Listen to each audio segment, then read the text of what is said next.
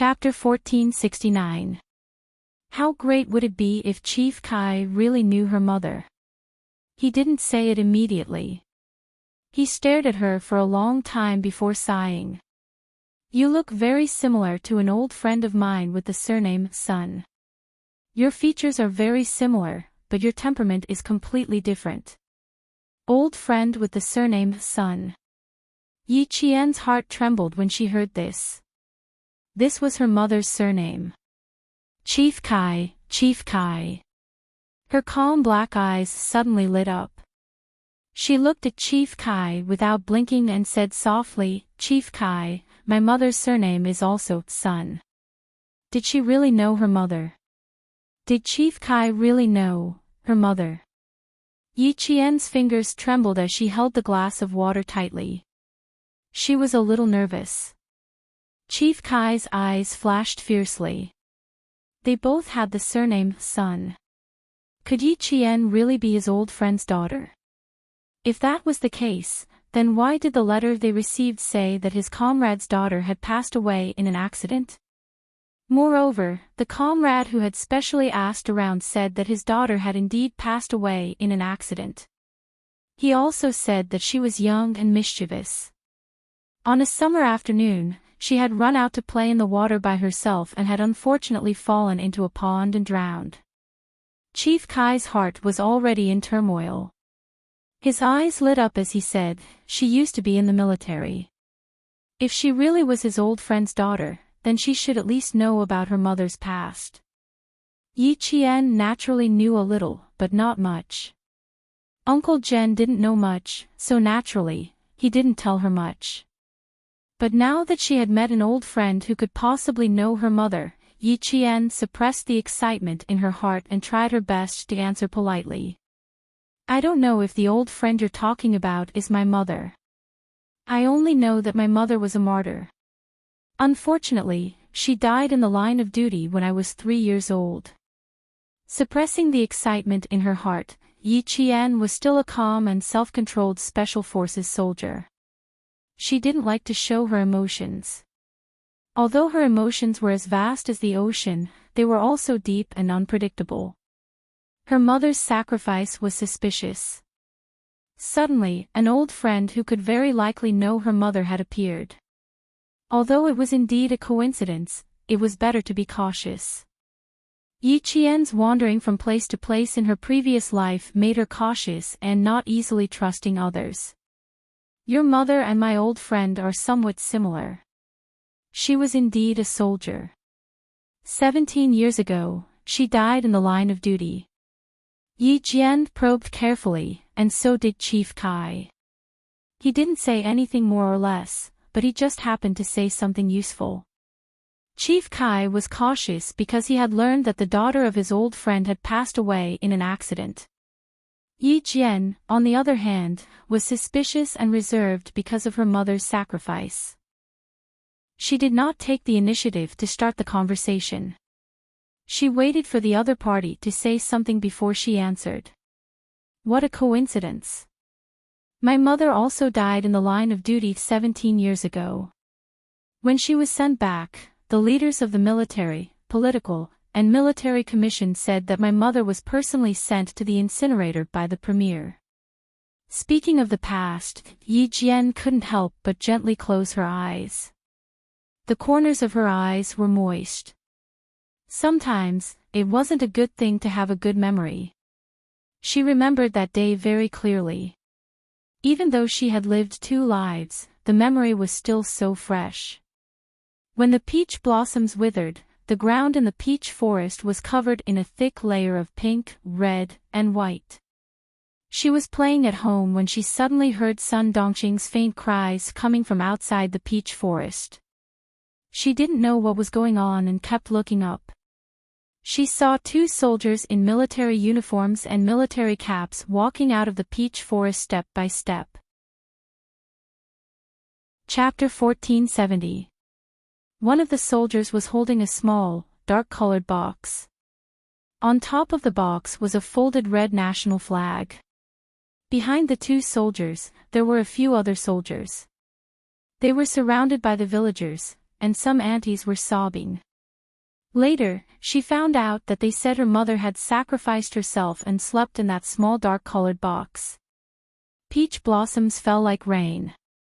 The sky was gray and misty, and it drizzled. It was very cold on her face, and it made her heart feel very empty. They all said her mother had sacrificed herself. Sacrifice represented death.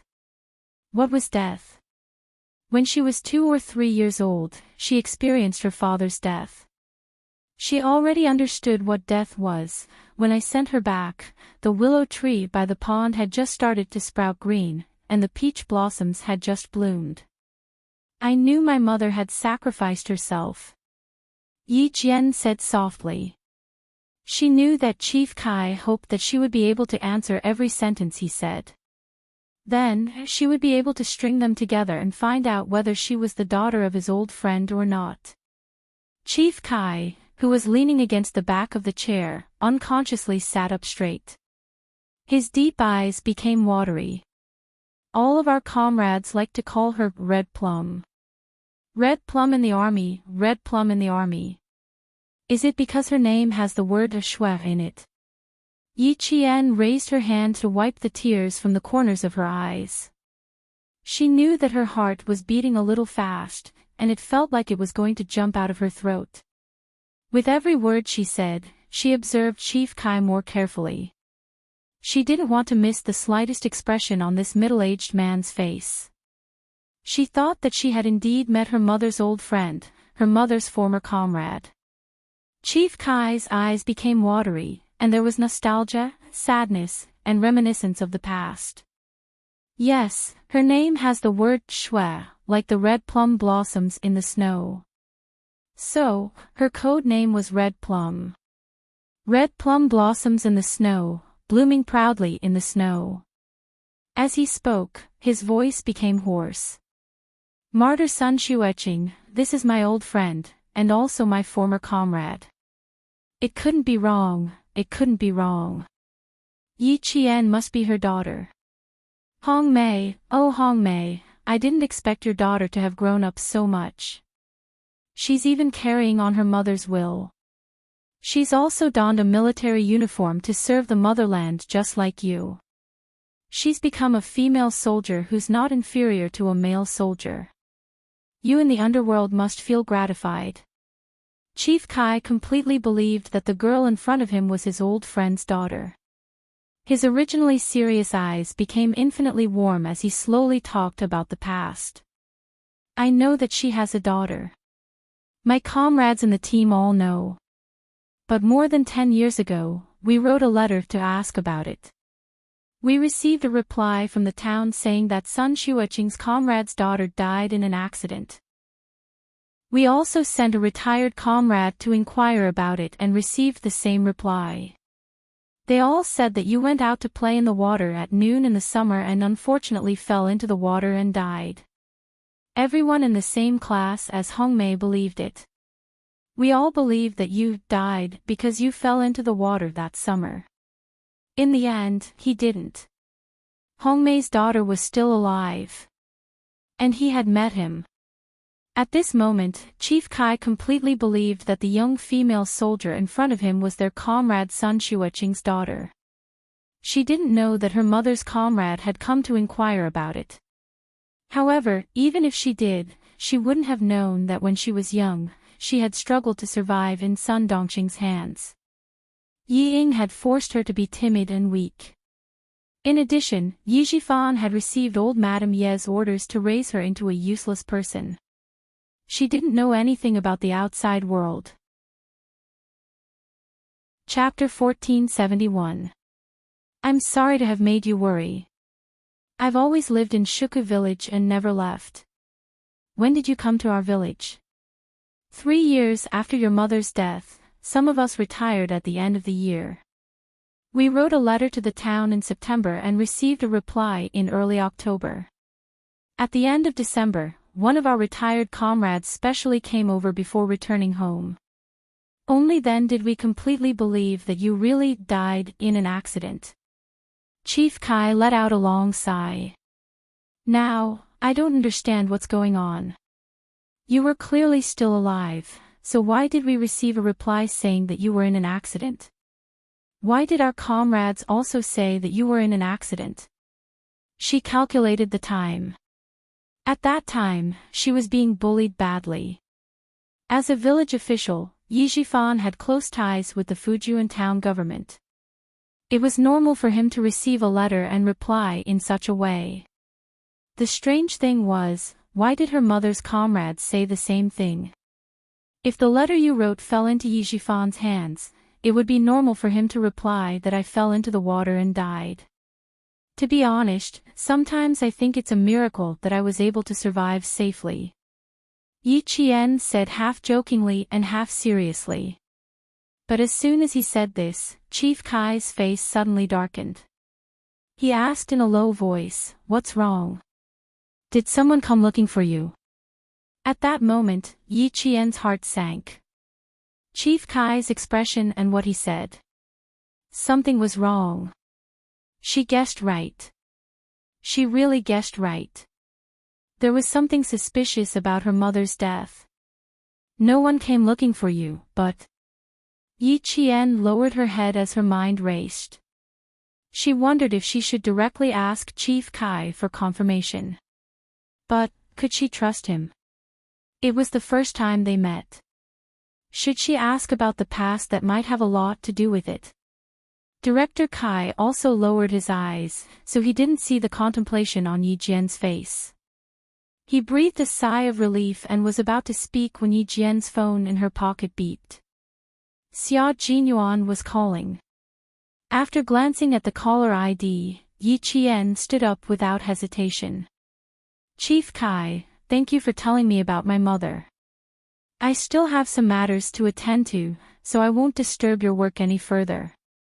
There are still many things about your mother. You. Chief Kai stood up and stared deeply at his old friend's daughter. He saw the determination in her eyes, and her gaze was even sharper than her mother's. He paused for a few seconds before saying, "If you want to know more about your mother, you can contact me at any time." It was clear that Chief Kai had hesitated when he said this. After a moment of hesitation, his eyes were filled with determination.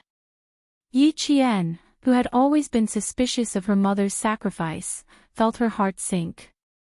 She thought that she would definitely contact Chief Kai because he knew about her mother's situation. All right, maybe one day I will really come and disturb you. Yi Qian took the phone number that Chief Kai had written on his notebook at the last minute. He glanced at it and memorized the numbers. Yi Qian bowed slightly to Chief Kai before walking away. The young female soldier left without looking back. Just like her mother that day, even though she knew it was dangerous and that she might not come back, she accepted the mission, packed her equipment, and left without looking back. Yi Qian only knew that when her mother sacrificed herself and came back, the willow trees were green and the peach blossoms had withered. She did not know that when the red plum blossoms left, the world was covered in white snow and the only red plum blossoms were blooming. Chapter 1472. The door slowly closed and the young man walked out of sight.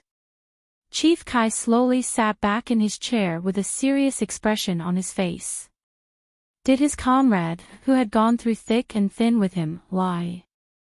Hong Mei's daughter was still alive, so why did he say that the news was confirmed? What if his comrade really lied? Chief Kai's hands, which were casually placed on the armrest, slowly clenched into fists. Hong Mei's daughter was very smart.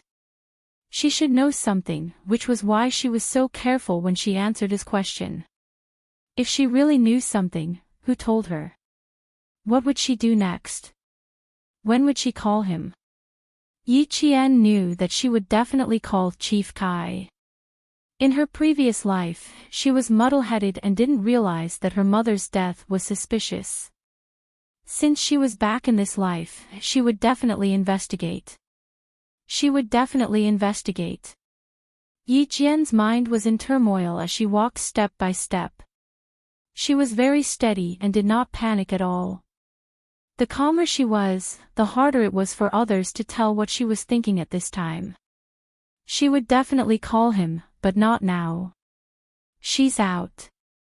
In the car, K7 put away his binoculars and said to Q King, who was resting with his eyes closed, "Aren't you going to get out of the car to welcome her?" The car was parked on the side of the road where they could see the hotel's revolving door. Xia Jinyuan didn't need to use binoculars. His dark gaze pierced through the cold night and the dim light to see his girl walking over calmly with her head held high and chest puffed out. Xia Jinyuan, who had no intention of getting out of the car, put his hand on the door lock and opened it. He was still using binoculars in the front passenger seat. He adjusted the focus so that he could clearly see the girl's face. However, just as he was about to take a closer look, the girl's eyes, which were originally looking straight ahead, suddenly moved. She looked straight at him with a gaze that was as sharp as a knife. He was so shocked that he quickly put down his binoculars. He turned to K7 in shock and said, "She's very sensitive. She noticed me as soon as I adjusted the focus." Why did the Major General train her so well? Why did she make the leaders miss her so much? Why did the military open the door for her? You'll know when you get to know her. K7 asked a few whys, but he did not explain himself. After that, he started the car and waited for his two comrades to return. The white crane looked outside with a pensive look in its eyes. Why? Naturally, it was because she had something extraordinary about her. She had an ability that no one could surpass. Before they even met, he was already frightened by her sensitivity. There was silence in the car. Outside the car, Yi Qian saw Xia Jinyuan walking towards him and quickened his steps. "I'm sorry for making you wait." She stopped in her tracks and spoke first. "I was delayed by something. It's a personal matter," she explained in a more serious tone. Xia Jinyuan raised his hand and gently patted her shoulder. "It's okay. Get in the car first." She had already said that she was delayed by personal matters. Based on his understanding of her, it was obvious that she would tell him about this matter and not hide it from him. If she really wanted to hide it from him, his little fox wouldn't even mention it. The hotel's green belt was equipped with dim street lights. There were also spotlights near the roots of the shrubs. Although Yi Qian was standing in the light, her beautiful face was still hazy. Xia Jinyuan could clearly see her expression. It was filled with sadness and palpitations. Chapter 1473. What's going on? Xia Jinyuan, who had stopped with her, stared deeply at Yi Qian. His right hand, which was originally patting her shoulder, slowly lowered. Under the cover of the night, his slender fingers touched her fingertips. The touch was so cold that he directly held her hand tightly. Suppressing his doubts, he said in a soft and deep voice, "Now is not the time to think about personal matters. No matter how big the matter is, it has to be temporarily suppressed." Holding her hand tightly, the two of them walked side by side. In addition to the K7, there is also a comrade from the Snowfield Brigade, codenamed Bai He. We received orders from the military and a call from the Guilin police. Tonight, we need to rush to Huzhou.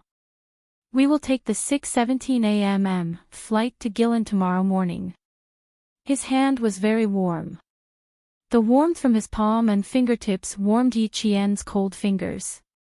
"So, even if there is a personal matter, you have to put it to the back of your mind. We are soldiers.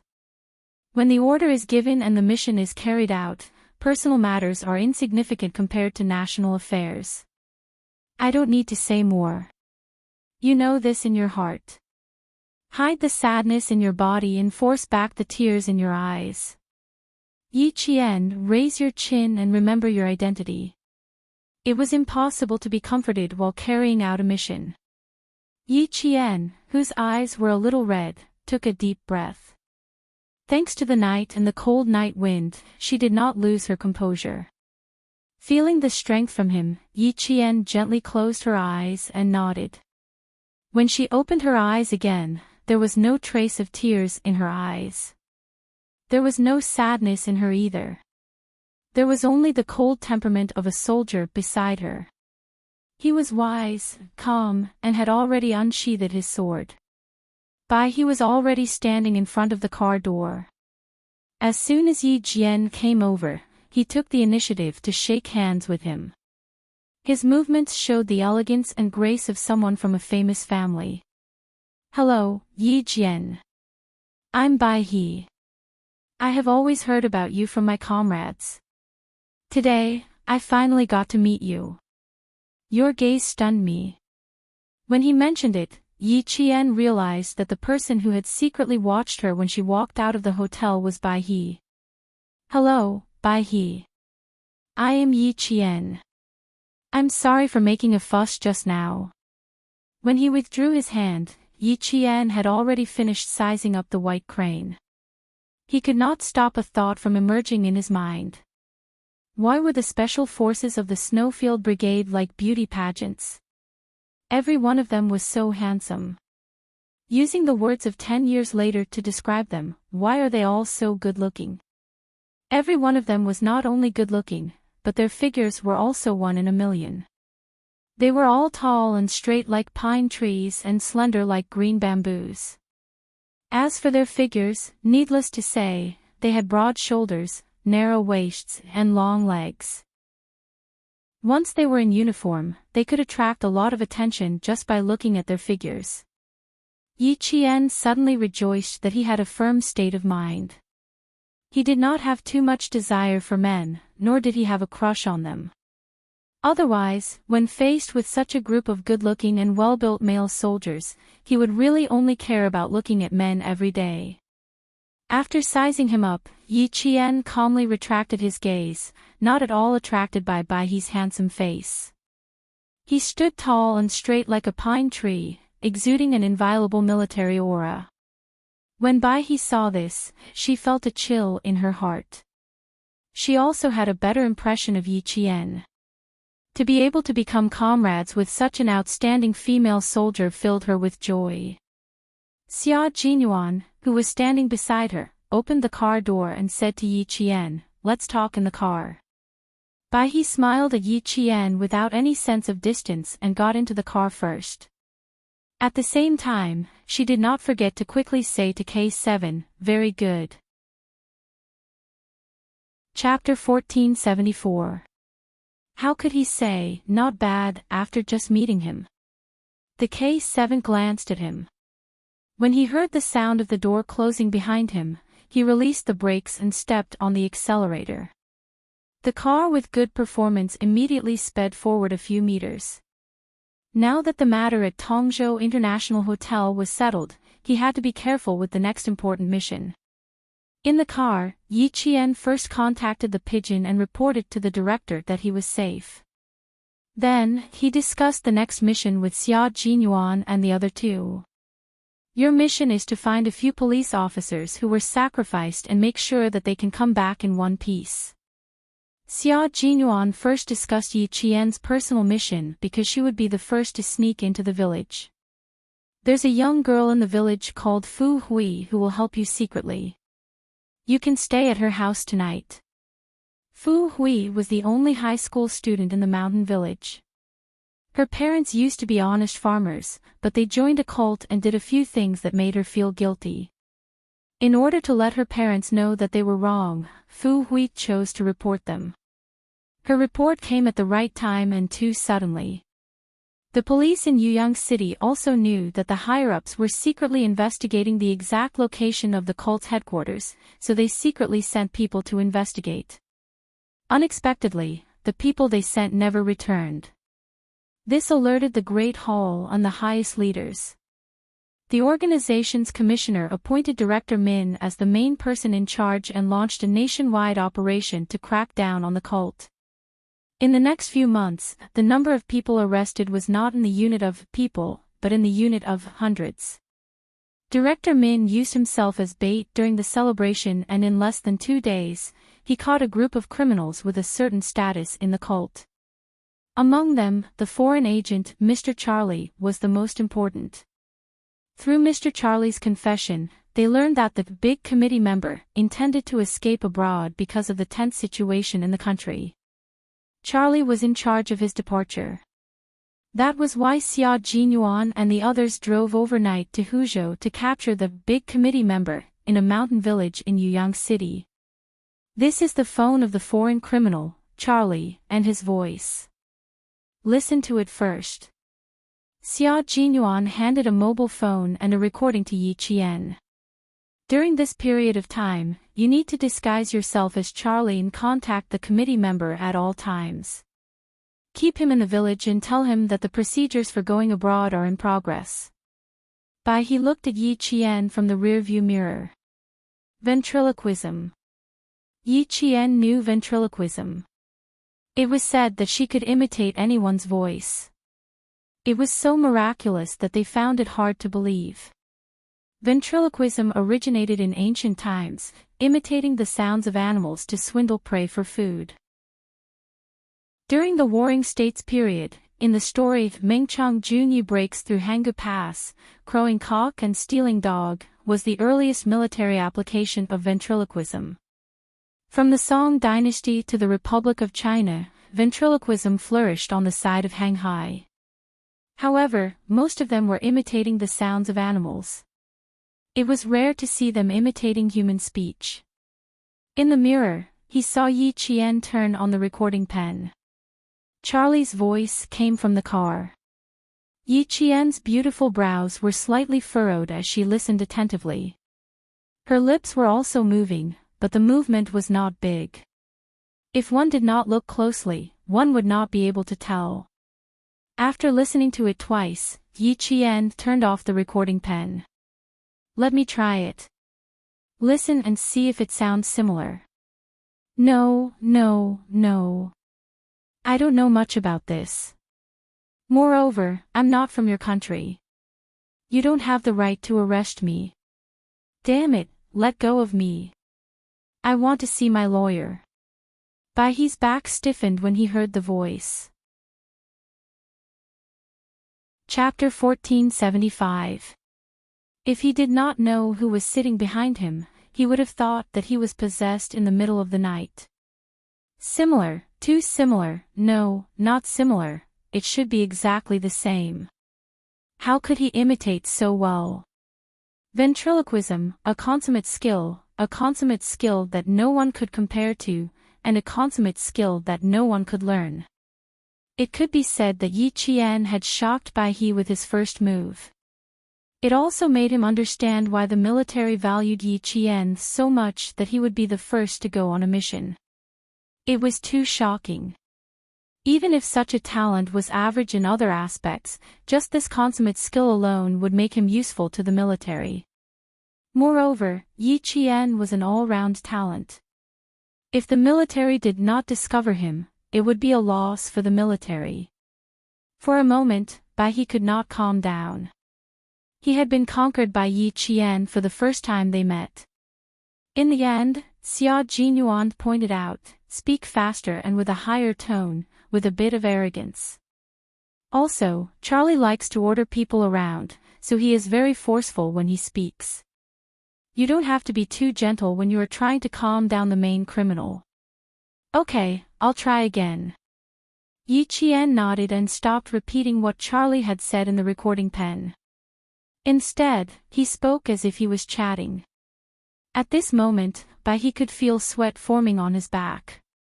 Even K7's palms, which were holding the steering wheel, were wet. K7 had never heard of Yi Qian's ability to imitate others. The two people in the front row were stunned when they heard this. Hearing another person's voice from the mouth of someone they were familiar with, they would never believe it if they didn't see it with their own eyes. Now that they saw it with their own eyes, they still found it unbelievable. Xia Jinyuan's talent in language was not inferior to Yi Qian's. His expression did not change much as he gave a few pointers. After about 10 minutes, he nodded. That's about it. It shouldn't be a problem to communicate over the phone. Then he asked Bai, did you have any advice? No. Not at all. Bai quickly answered and turned around to face Yi Qian. He gave him a thumbs up. I can only admire you for this. This skill was amazing. Xia Jinyuan knew exactly what his comrade was thinking. He was as shocked as he was.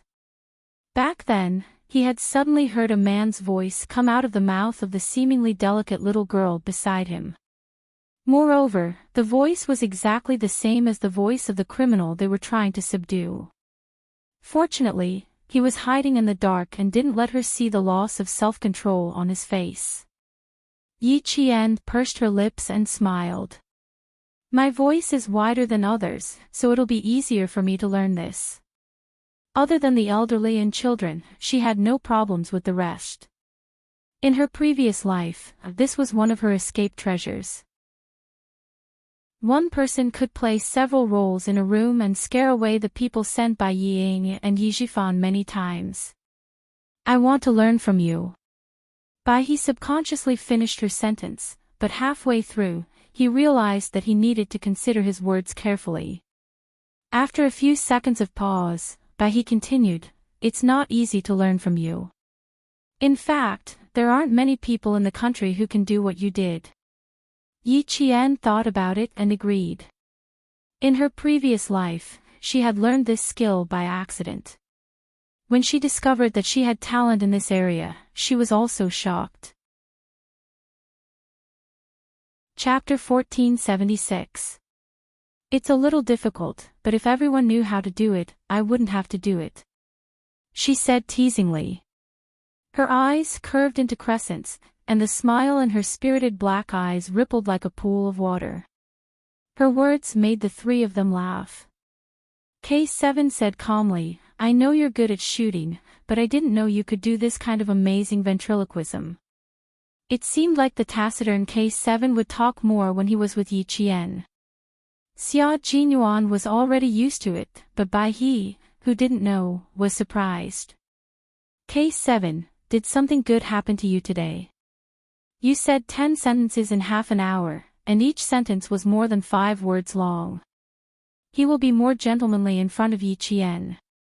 Xia Jinyuan answered for his comrade. Not only him, but G3 as well. As long as they are in front of Yi Qian, they will talk a lot. The car had already left Tongzhou City, and the next intersection was the highway to Huzhou. K7, who didn't need a GPS, seemed to be very familiar with Tongzhou, and the car made several turns before it reached the highway. As he entered the highway, he replied calmly, what do a bunch of men have to say? Don't you know that the opposite sex attracts the opposite sex? Looks like I have to talk to the political commissar and tell him that K7's thinking is a little empty, and he needs to communicate more with the female soldiers. Xia Jinyuan raised his eyebrows, and his thin lips curved into a faint smile. He was relaxed and gentle. We're a bunch of men, and we're making K7 suffer. K7 actually continued in a serious tone, you can also request the military to find a few more female soldiers who are as good as Yi Qian. With both men and women working together, it won't be tiring. That's impressive, you even know that. Bai He was even more surprised. Who was K7? He was a man who was more boring than a monk. In the military, other than training, going to the laboratory, and reading, he had no other hobbies. His life was as dull as a cup of water. In the military, there was a saying that described K7, cut off the roots of love, and live in seclusion in the Zhongnan Mountains. It meant that K7's coldness was so cold that it reached his soul. Q King was cold too, but his coldness was different from K7's. K7's coldness was as if he had cut off all emotions and desires. How could he joke around with such a person? He even joked about, like repel, like opposites attract. They had been comrades for 6 years now, and this was the first time he heard K7 say something that sounded so mundane. I think everyone will be happy to have a few more comrades like Yi Jian. K7 didn't care about how shocked his comrades were. He just said what he wanted to say. He was just speaking the truth. Xia Jinyuan, who had always been open-minded, felt that K7's words made sense. However, if he were to use his little fox as a standard, Xia Jinyuan felt that it would be difficult for the military to make such a suggestion. His slender body leaned forward slightly, and his deep and magnetic voice was heard. I can send you to the arts department, but we have to find a few female soldiers like Yi Qian. We shouldn't make things difficult for the military. K7 laughed. He probably didn't laugh often, so the sound of his laughter was a little scary. It was mysterious and had a deeper meaning. Bai He, who was watching from the side, also laughed. He had seen how capable Yi Qian was, and that alone was enough to make him feel shocked. Chapter 1477. Just as Q King had said, finding a few female soldiers like her was indeed difficult for the military. His comrade's meaningful laughter made Xia Jinyuan smile. Indeed. His little fox was unique, his girl was unique, and he and their comrade Yi Qian were unique. Major Xia Jinyuan, who could portray elegance and perfection at any time, changed his sitting position. His deep eyes gazed gently at Yi Qian. He looked at the girl he loved deeply, as if he wanted to carve her into his heart. Even if he closed his eyes, she was the only one in his eyes. Yi Qian felt a little uncomfortable under his gaze. Why does he keep staring at me? In the past, when he saw that I was uncomfortable, he would comfort me. After all, I've lived 2 lives and have never come into contact with people like him. I'll be fine once I get used to it. Today, Yi Qian realized that she had been too naive. She had underestimated the elegant yet dangerous man in front of her. Time passed, and Xia Jinyuan became more mature with each passing day. His aura was even stronger than before. Looking into his eyes, she really couldn't take it. He was too gentle, so gentle that it was as if there was electricity in his eyes. When she looked into his eyes, the electricity would flow into her heart and make her breath go haywire. Receiving her glare, Xia Jinyuan raised his eyebrows elegantly. His incomparably elegant appearance contained a scoundrel that Yi Qian couldn't handle. She had to find an opportunity to tell him that she really wasn't used to flirting with him in front of her comrades. It was too awkward. It was fine if K7 knew about their relationship, but Bai He didn't. Her comrades who could enter the Snowfield Brigade were all meticulous people. If she wasn't careful, they would notice something. If Bai He noticed that something was wrong, she would definitely jump out of the car and leave. Yi Qian immediately glared at the comrade in front of her when he wasn't paying attention. She used her eyes to tell him, if you keep looking, I'll ignore you. Cough cough cough. Understanding the warning in his girlfriend's eyes, Xia Jinyuan suddenly coughed. If he kept looking, she would ignore him. Was that a warning? All he saw was her cuteness. Xia Jinyuan, who always knew when to stop, did not continue watching. He did not want his girl to feel awkward and unnatural in front of his comrades. He retracted his gaze and coughed with his fist against his thin lips. His dark and cold eyes were filled with a smile. She didn't want to look anymore. If she did, the shy little fox's face would turn red. Bai He really didn't know about the relationship between Q King and Yi Qian, and he didn't think in that direction. From K7's casual tone, he could tell that K7 really treated Yi Qian as a comrade that he could confide in.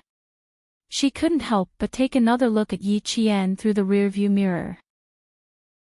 The interior of the car was a little dark, so he couldn't see her facial features clearly.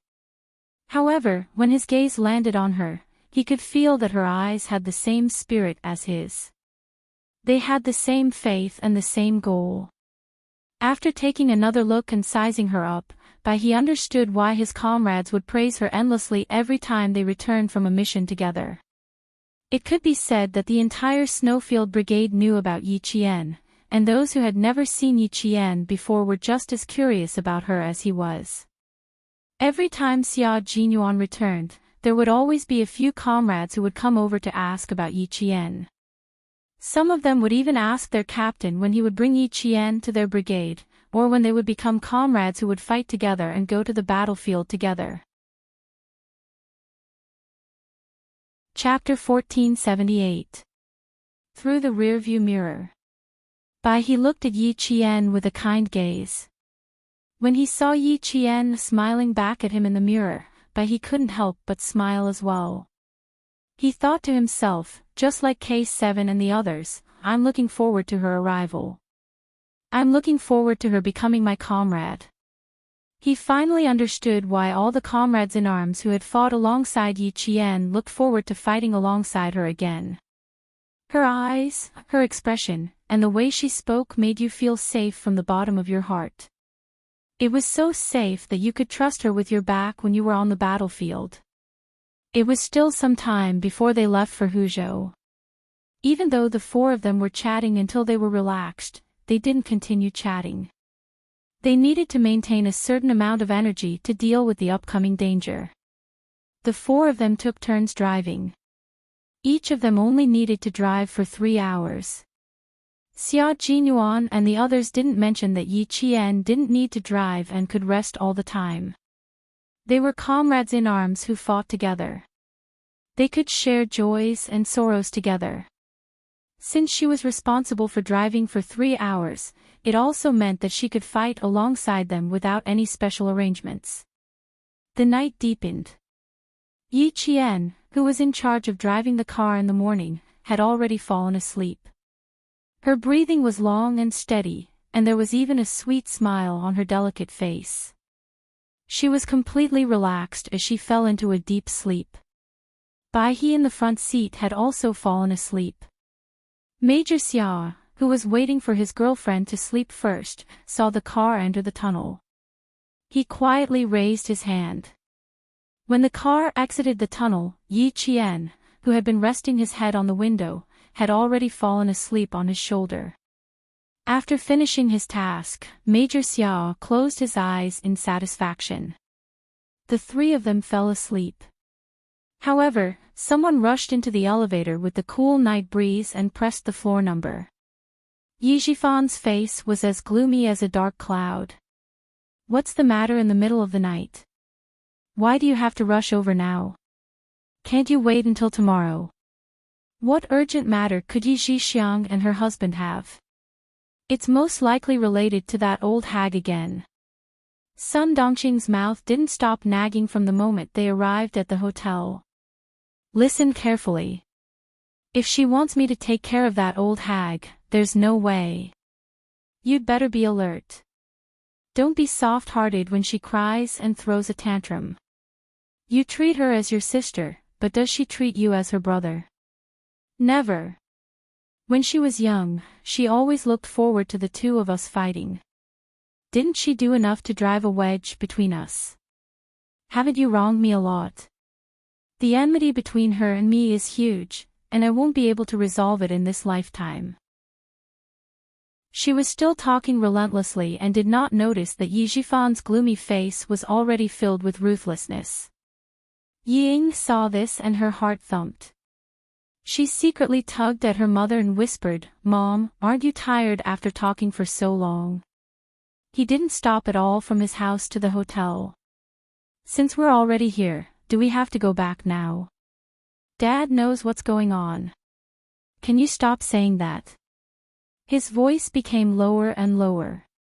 "Can't you see that Dad is in a bad mood now? Can you at least be considerate of your father?" Sun Dongqing had always listened to her daughter's words.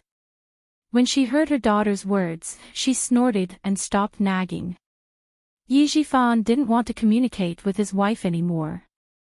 There was no point in talking to her. Other than arguing and throwing tantrums, he couldn't think of anything else she could do. She was smart once in a while, but she was stupid afterward.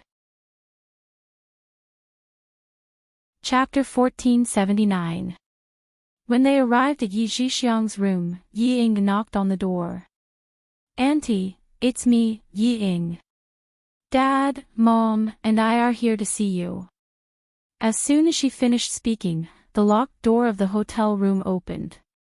Yi Zhixiang stood in front of the family of three, wearing a black trench coat. Her face was ashen. Ever since she confirmed that the person standing on the city gate tower was Yi Qian, she could not relax for even a second. Looking at Yi Zhifan, her lips trembled as she said, "Brother, something big happened." Her expression was so terrible that even Sun Dongqing, who had wanted to show off her power, was shocked. What happened? Her heart fluttered for a moment due to all the fuss. The room was filled with the smell of cigarettes. Sun Yaozu, who had smoked half a pack of cigarettes, stood up. His expression was also terrible, but when he spoke, his fierceness did not change. "Something troublesome has happened. Second brother, we have to discuss how to solve it. Look at the TV. I have to start from there." Sun Dongqing glanced at it and looked away. She rolled her eyes and said sarcastically, "Didn't you just go to the capital for a vacation? Do you still need to show off to us? Do you think I haven't been there before?" She did not look carefully, but Yi Ying saw it. She, who had been standing there with a smile, turned pale in an instant. Her finger trembled as she pointed at the figure she was most familiar with. It was also the figure she hated the most. "Dad, Yi Qian, look. That's Yi Qian." Yi Zhifan saw it only a few steps later than his daughter.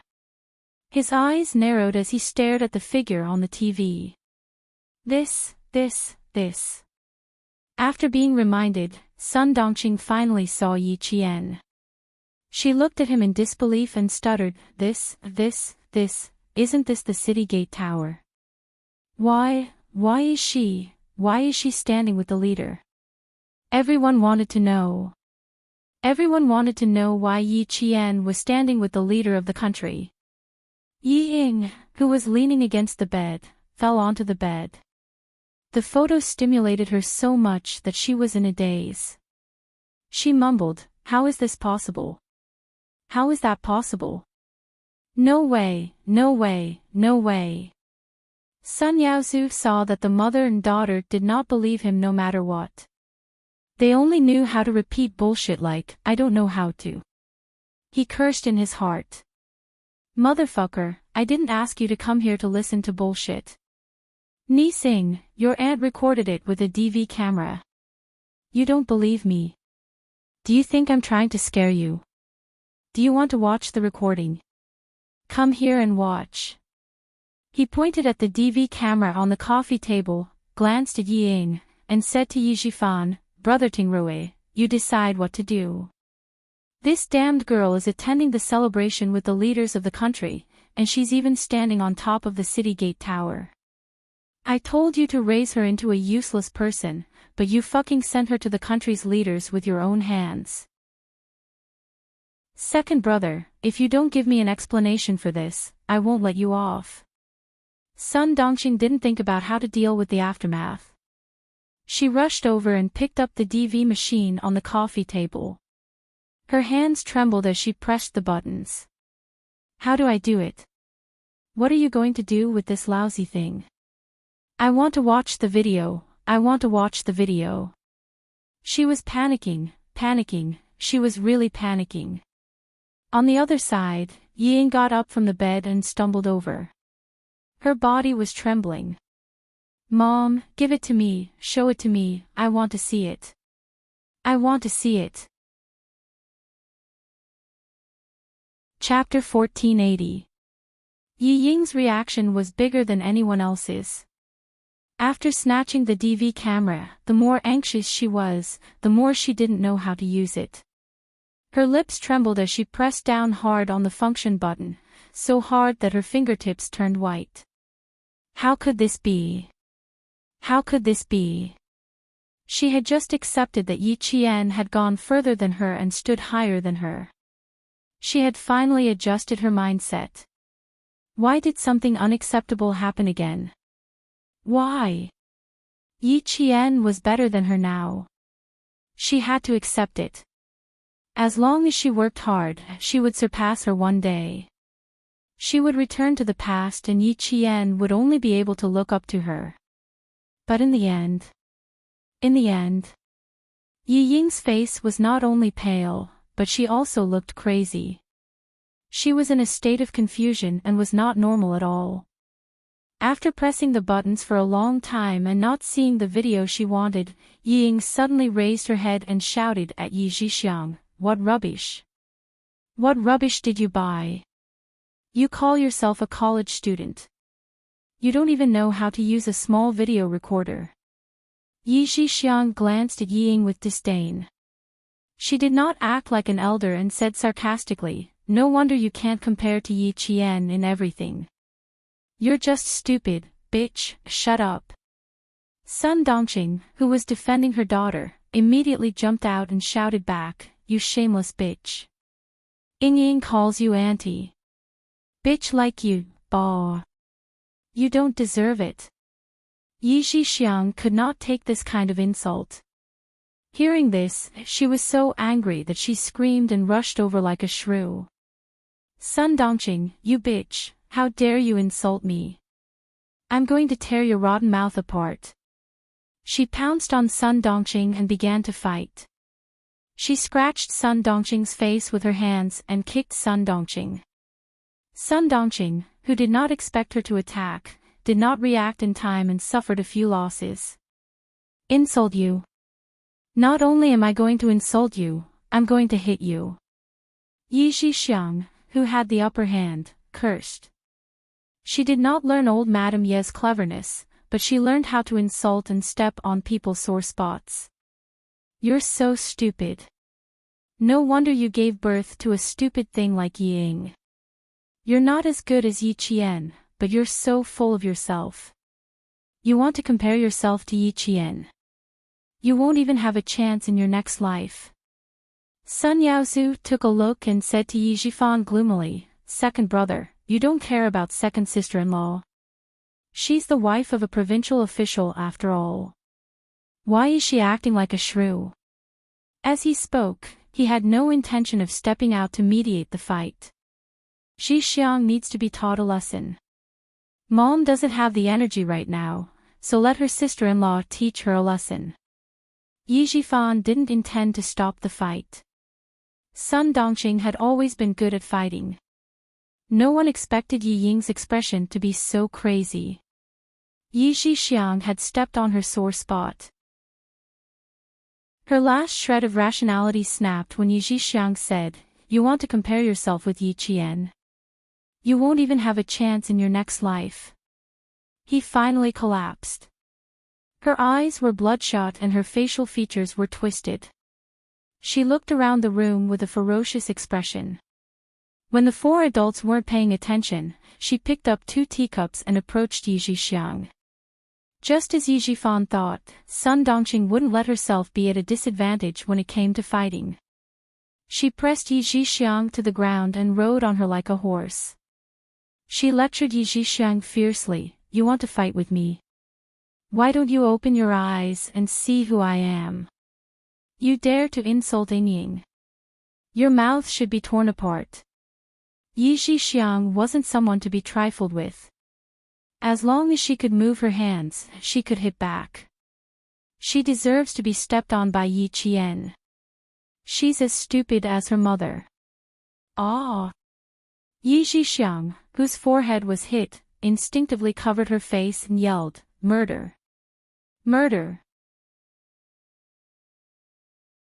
Chapter 1481. With 2 porcelain cups in her hands, Yi Ying smashed them on Yi Zhixiang's head, face, and the corner of her mouth. She did not say a word.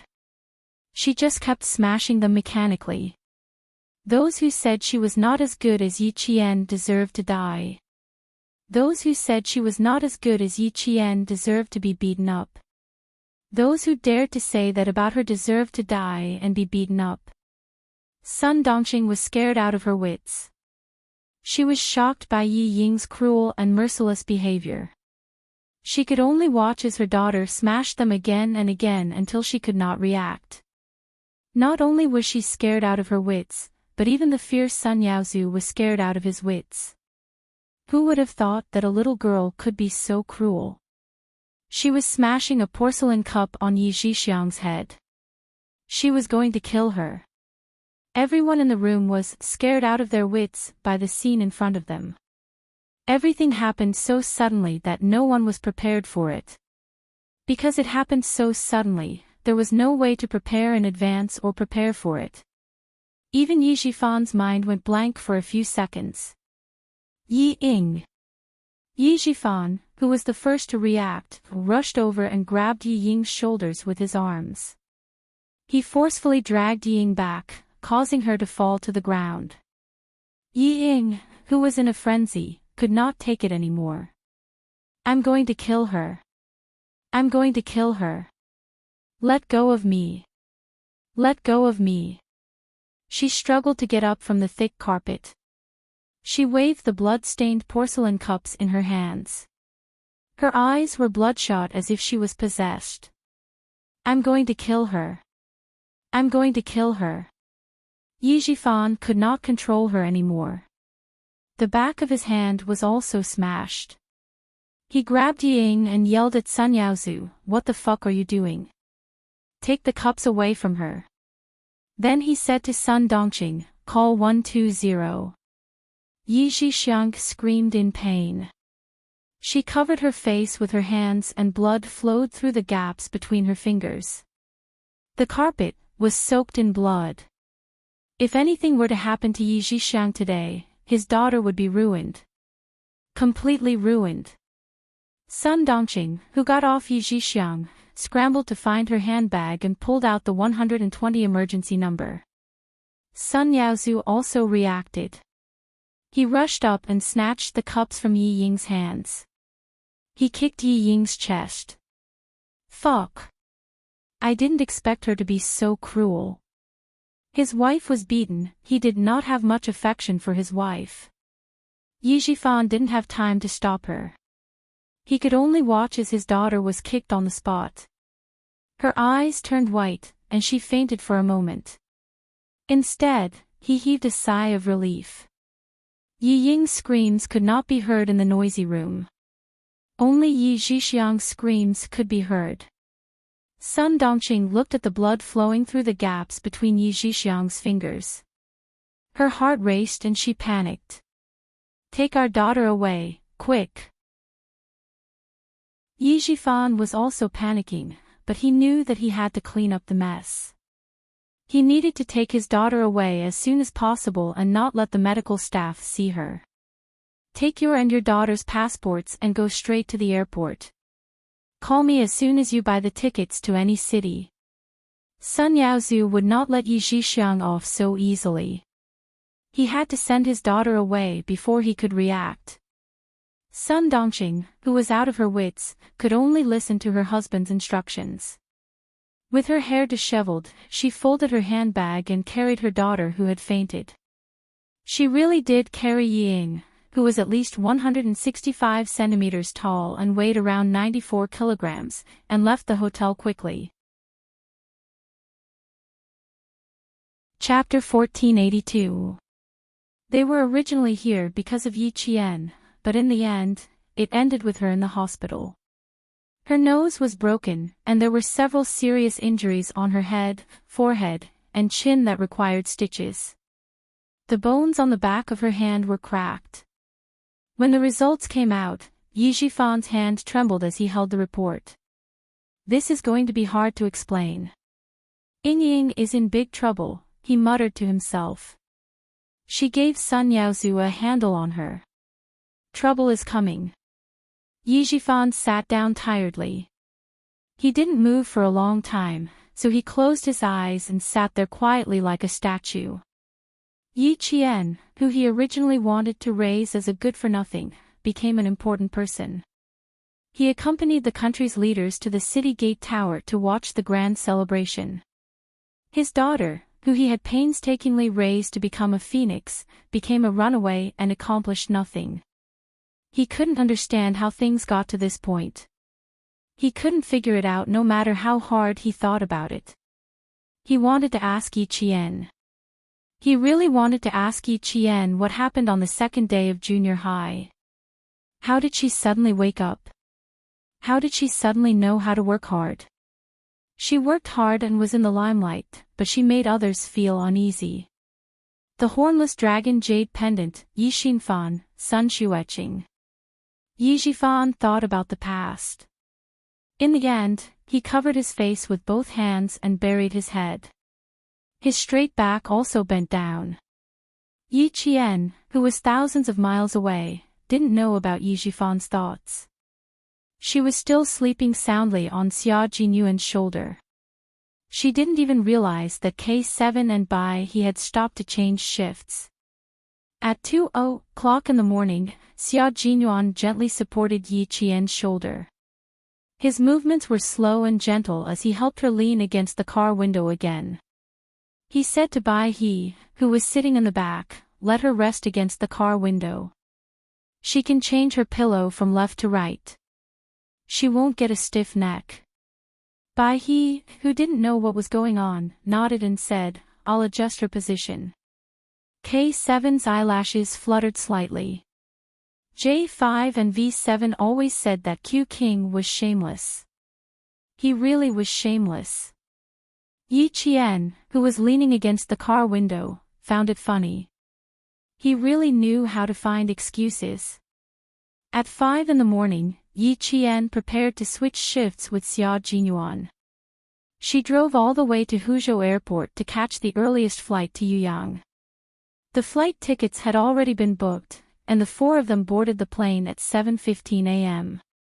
News came from the Pigeon that the Director General would also be taking a plane to Guilin. After a night of interrogation, they managed to pry out a lot of clues from Charlie, as well as the crimes that were not discovered. The Director General was furious. The Pigeon's interrogation skills have improved again. Xia Jinyuan, who knew the result, said to Bai He with a smile, "How dare you say you can't take the scare? You didn't even use your ultimate move and you already confessed everything." Bai He thought of the Pigeon's interrogation methods and sneered, "Everyone has their own specialization. She's a psychology doctoral student after all."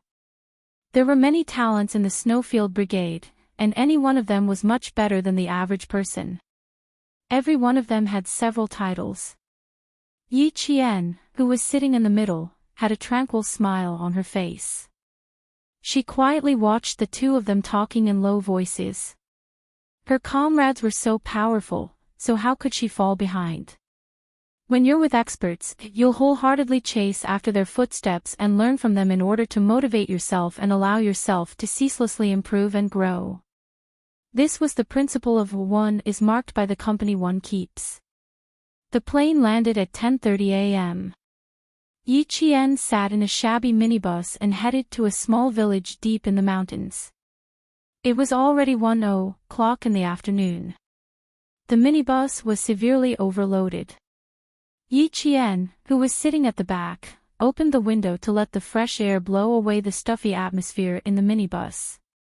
Her gaze would occasionally linger on the woman in front of her, and then she would gently move away. This was the target she was keeping a close eye on. Chapter 1483. Yi Qian glanced at her discreetly, then calmly retracted his gaze. She lowered her head and took out a small silver phone from her pocket. The signal in the mountains was not very good. Before they set off, Captain Xia and the others had thought of this problem, so Bai He gave her a small device the size of a palm. It was specially designed to receive signals. Once they entered the mountains, they only needed to turn it on to receive signals. Her fingers lazily played with the phone's keyboard. The d-d-d-d sounds of typing could be heard from time to time, conveying the message that she was bored and irritated. Sitting next to Yi Qian was a young man who had returned to the village from working. He was a little reserved and did not dare to lean completely against the seat. Every time his gaze drifted to the beautiful and young girl beside him, he seemed to be even more nervous. After a few times, Yi Qian felt bad for him. After playing with the phone for a while, Yi Qian lowered his eyes to cover his flickering eyes. Then, he casually put the phone into his pocket and closed his eyes with a heavy heart expression. The target that Yi Qian had targeted secretly watched Yi Qian many times. She sized up Yi Qian's attire and observed Yi Qian's actions and expressions. In the end, as if she had confirmed something, her hands with bright red fingernails opened her exquisite handbag. She fumbled in the bag with one hand for a while before retracting her hand. "Hold on tight, hold on tight." In front, the driver loudly reminded the passengers to hold on tight to prevent them from falling when the car made a sharp turn. As the car began to turn, the people in the car fell in one direction, and then in the opposite direction. After 2 consecutive left and right turns, the passengers standing in the car swayed back and forth like roly-poly toys. It was 2:30 in the afternoon, almost 2 hours before Yi Qian boarded the car. Some people wanted to board the car midway. They probably did not want to stand in front, so they kept squeezing to the back. The passengers who were squeezed said, "Why are you squeezing? There are no seats in the back. I like to stand in the back. What can you do to me?" The one who got on the bus was a sloppily dressed man. He used the simplest and crudest language to reply to the passengers who had insulted him. Someone whispered, "Don't mess with him. He's a hooligan in this area. He usually makes a living by stopping cars from other places. If he sleeps on the road without paying, he won't get up. His villagers call him Old Rascal." Most people wouldn't provoke this kind of person for fear of getting into trouble. The man nicknamed Old Rascal was not angry. Instead, he felt proud. He squeezed to the back of the crowd and exchanged glances with the woman Yi Qian was staring at. He saw that the woman was glancing in Yi Qian's direction. Old Rascal followed her gaze and looked over. When he saw Yi Qian, his yellow eyes widened. Indeed, a good one had arrived. Sister Li's taste was indeed high. The two of them exchanged silent glances. Then the old rascal walked over to the young man sitting with Yi Qian and said, "Stand up, I want to sit here." His voice was just like his nickname, rascal and barbaric. "I'll count to 3. If you don't stand up, I'll beat you up." The young man was naturally unwilling, but when he saw Old Rascal suddenly pull out a knife from his pocket, his expression changed. He lowered his head and hugged his old backpack tightly. He silently stood up. Yi Qian did not open her eyes. As the car swayed, her body swayed as well. She maintained her balance and did not move left or right. Chapter 1484.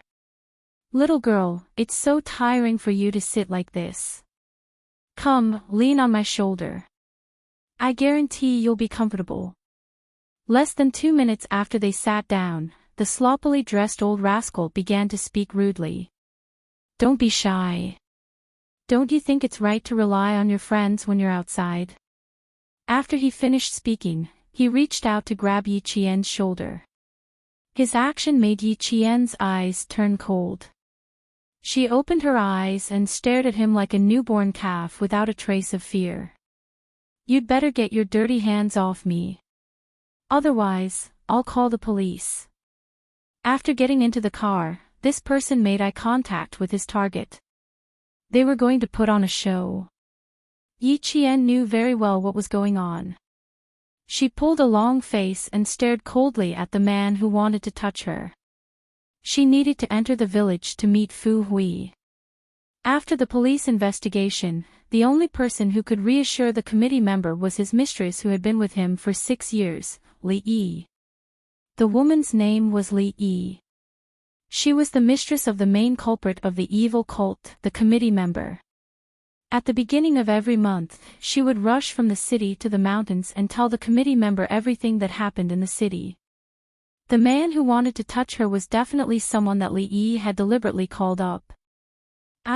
Little girls from the city are different. They like to call the police. The old rascal didn't dare to take her hand. Sister Li was staring at him.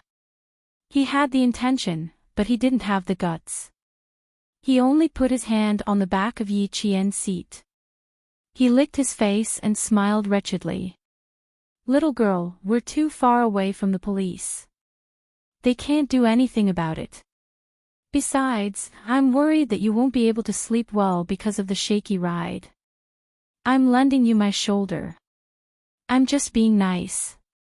Normally, Yi Qian would have beaten him up without a word. But now, she had to endure it and pretend to be afraid.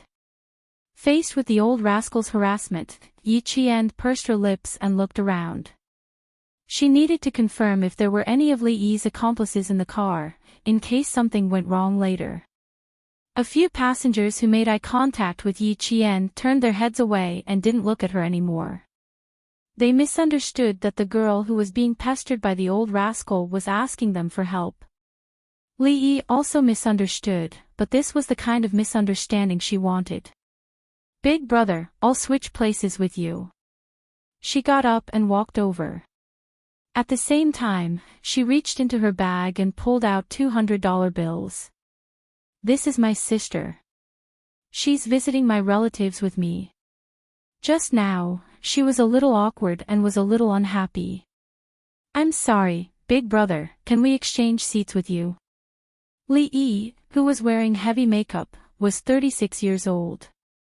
Her facial features were delicate and pretty, and she was very recognizable. He was wearing a black undershirt, a black knee-length leather jacket, a red scarf around his neck, a pair of black skinny jeans, and a pair of mid-length leather boots. Among the group of plainly dressed villagers, he looked particularly Western. In the words of the villagers, one could tell at a glance that he was a city dweller. She took out the money and acted as if she was trying to avoid a disaster. Everyone on the bus thought that she was really Yi Qian's older sister. The old rascal didn't dare to take the money at first, but Li Yi forced the money into his hands. Only then did he take it with a smile. While playing with the knife, he deliberately said, "Why didn't you say so earlier?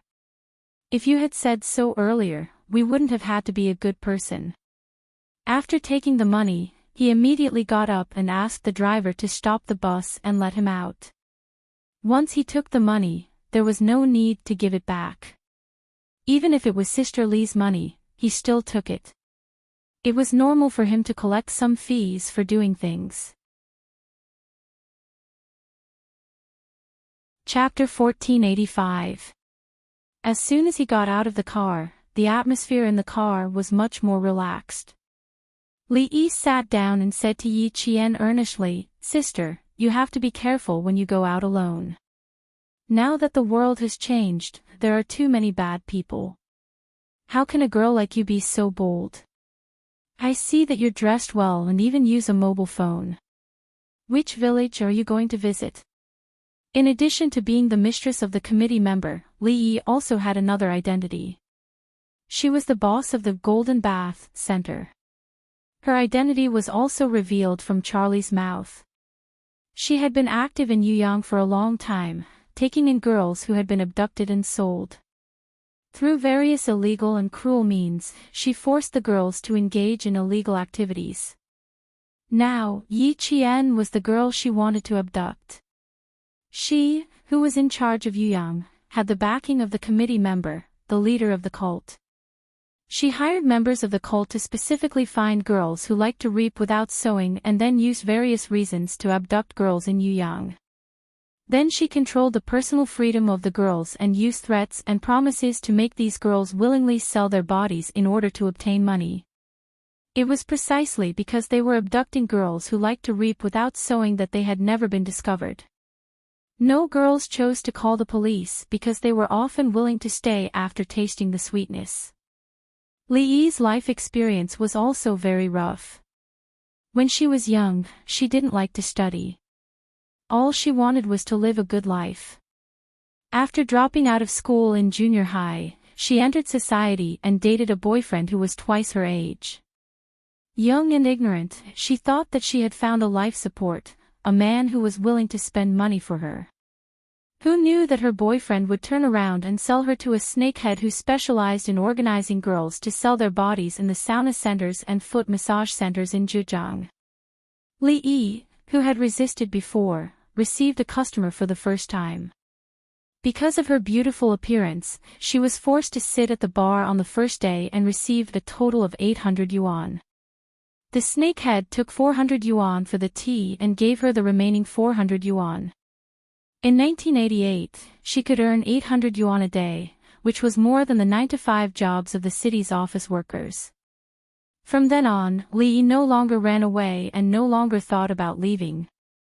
She peacefully became a hostess. Li Yi, who was used to a life of drunkenness, went further and further away. When she was 30 years old and no longer young, she met a man who was generous and spent a lot of money. Although he was not handsome, he could bring her to high-end places. He could buy a car and a house whenever he wanted. From 1994 to 1999, Li Yi had followed this man for 6 years. She became the lady boss and the procuress, taking in girls who were as ambitious as she was back then and liked to reap without sowing. If someone didn't submit to her, she would use such violent means as defiling, beating, and imprisoning to force them to submit. In Li Yi's words, "Who can you blame for your own bad luck?" In the past 4 years, she couldn't even remember how many girls had been beaten to death or crippled by Li Yi, but so what? If he hadn't behaved himself back then, he would have been beaten to death long ago. That was why it was said that one had to accept one's fate. If one didn't accept one's fate, they would end up in a miserable state. The car swayed as it moved. Some of the villagers in the car started smoking, while the familiar ones started chatting loudly. The whole car was noisy and noisy.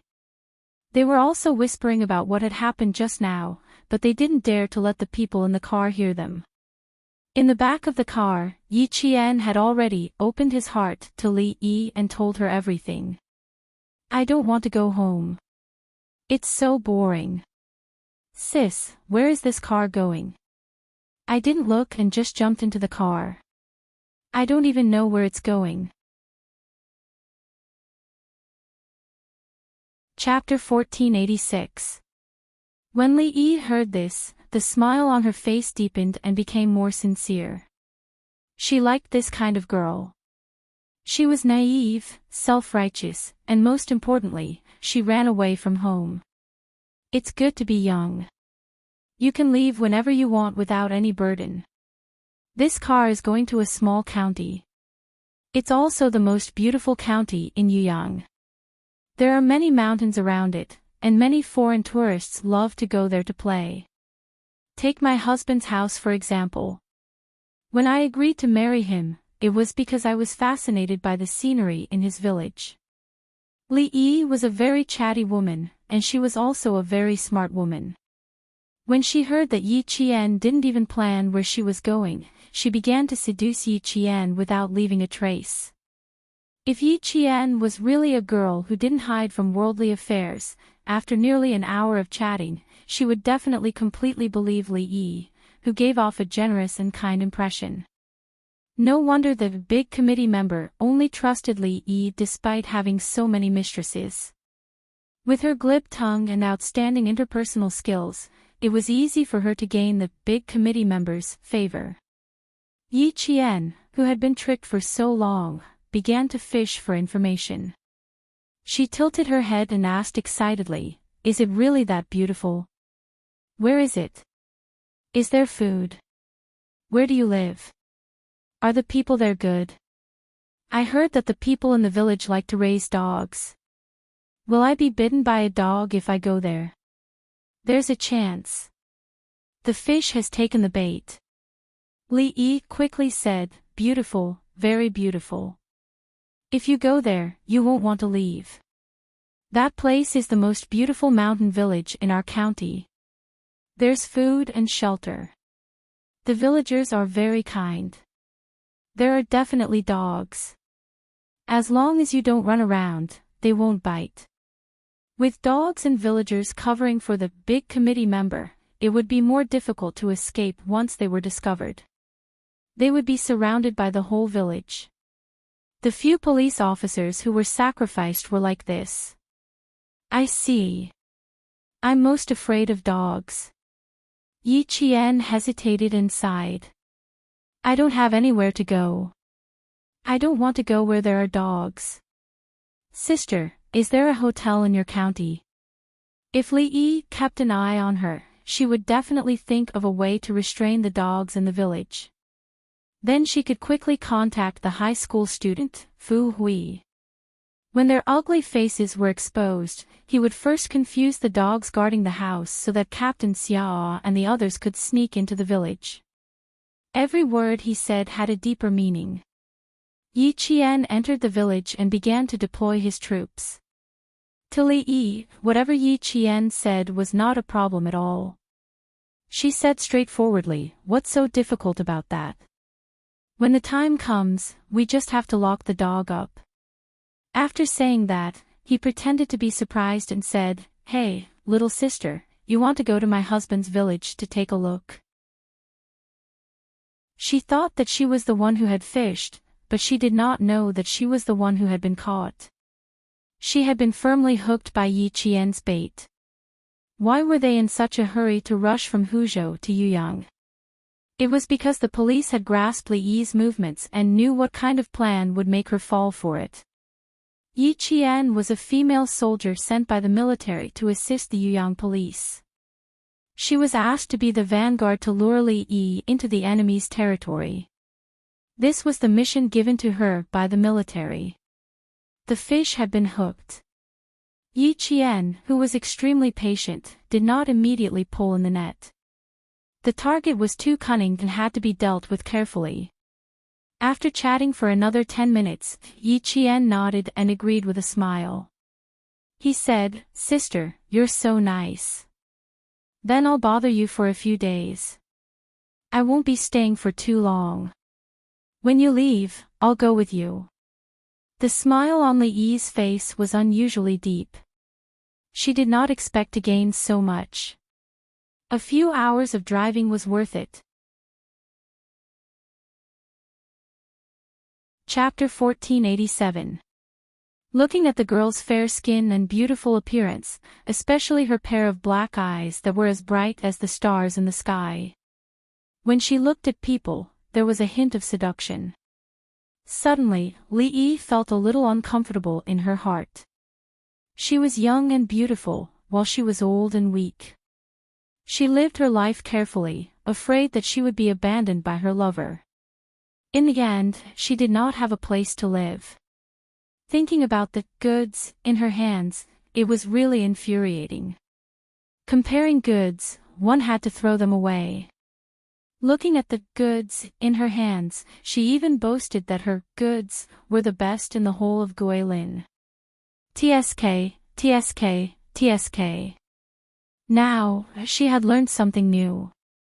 Compared to the girl in front of her, the goods in her house were as different as clouds and mud. They had to be thrown away one by one. It seemed like she had to raise the standards of her goods. Otherwise, when the customers got tired of her, she would have to close the door. People live for freedom and happiness. I think you are an open-minded and cheerful person. If you feel uncomfortable, just walk around. When you come to our village, I will play with you. When the time comes, I will find a few villagers to take you to hunt pheasants and wild rabbits. As Li Yi spoke, she wanted to hold Yi Qian's hand to show her affection, but she grabbed nothing. Yi Qian, who pretended to be very interested, clapped his hands and said excitedly, Really? Hunting with a shotgun like the ones on TV? After years of training, there were thin calluses between his palms and fingers. The calluses between his left and right thumbs and index fingers were from holding a gun. Li Yi, a criminal with a handgun for self-defense, could not rule out the possibility that she knew something. Li Yi did not mind that she did not hold his hand. She answered with a smile, "Yes, hunting with a shotgun. But the shotguns in our village are different. When the time comes, I will let you see." There were guns, but the number was unknown. Yi Qian's pupils constricted slightly. He picked up the bottle of mineral water and took a sip. The overseas organization provided guns, bullets, and drugs. She needed to find out if these dangerous items, which were banned by private individuals, were in the village. As such, she had a few things to do before she could contact Captain Xia. First, meet with Fu Hui. Second, find the remains of the sacrificed police officers. Third, find out the location of the prohibited weapons and the approximate number. Fourth, draw the terrain of the entire village. Find out if the entire village was a member of the evil cult and if there was support from the neighboring villages. However, he could ask Fu Hui about it first. 5. The dogs in the village need to be dealt with collectively. Yi Qian's mind spun as she sorted out the things that needed to be done one by one. Her expression did not change as she looked at Li Yi, who had exaggerated in order to trick her. Yi Qian's gaze turned slightly cold. According to the information, Li Yi's crimes were monstrous. She would send people to beat, scold, defile, and torture the disobedient young girls she had abducted. There was no other path for such a person other than death. How could Li Yi, who continued to talk to Yi Qian, know that she was in danger?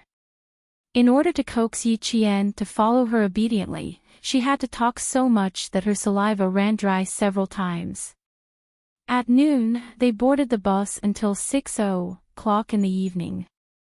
The worn-out bus finally arrived at the small county town. Li Yi stared at Yi Qian as soon as she got off the bus.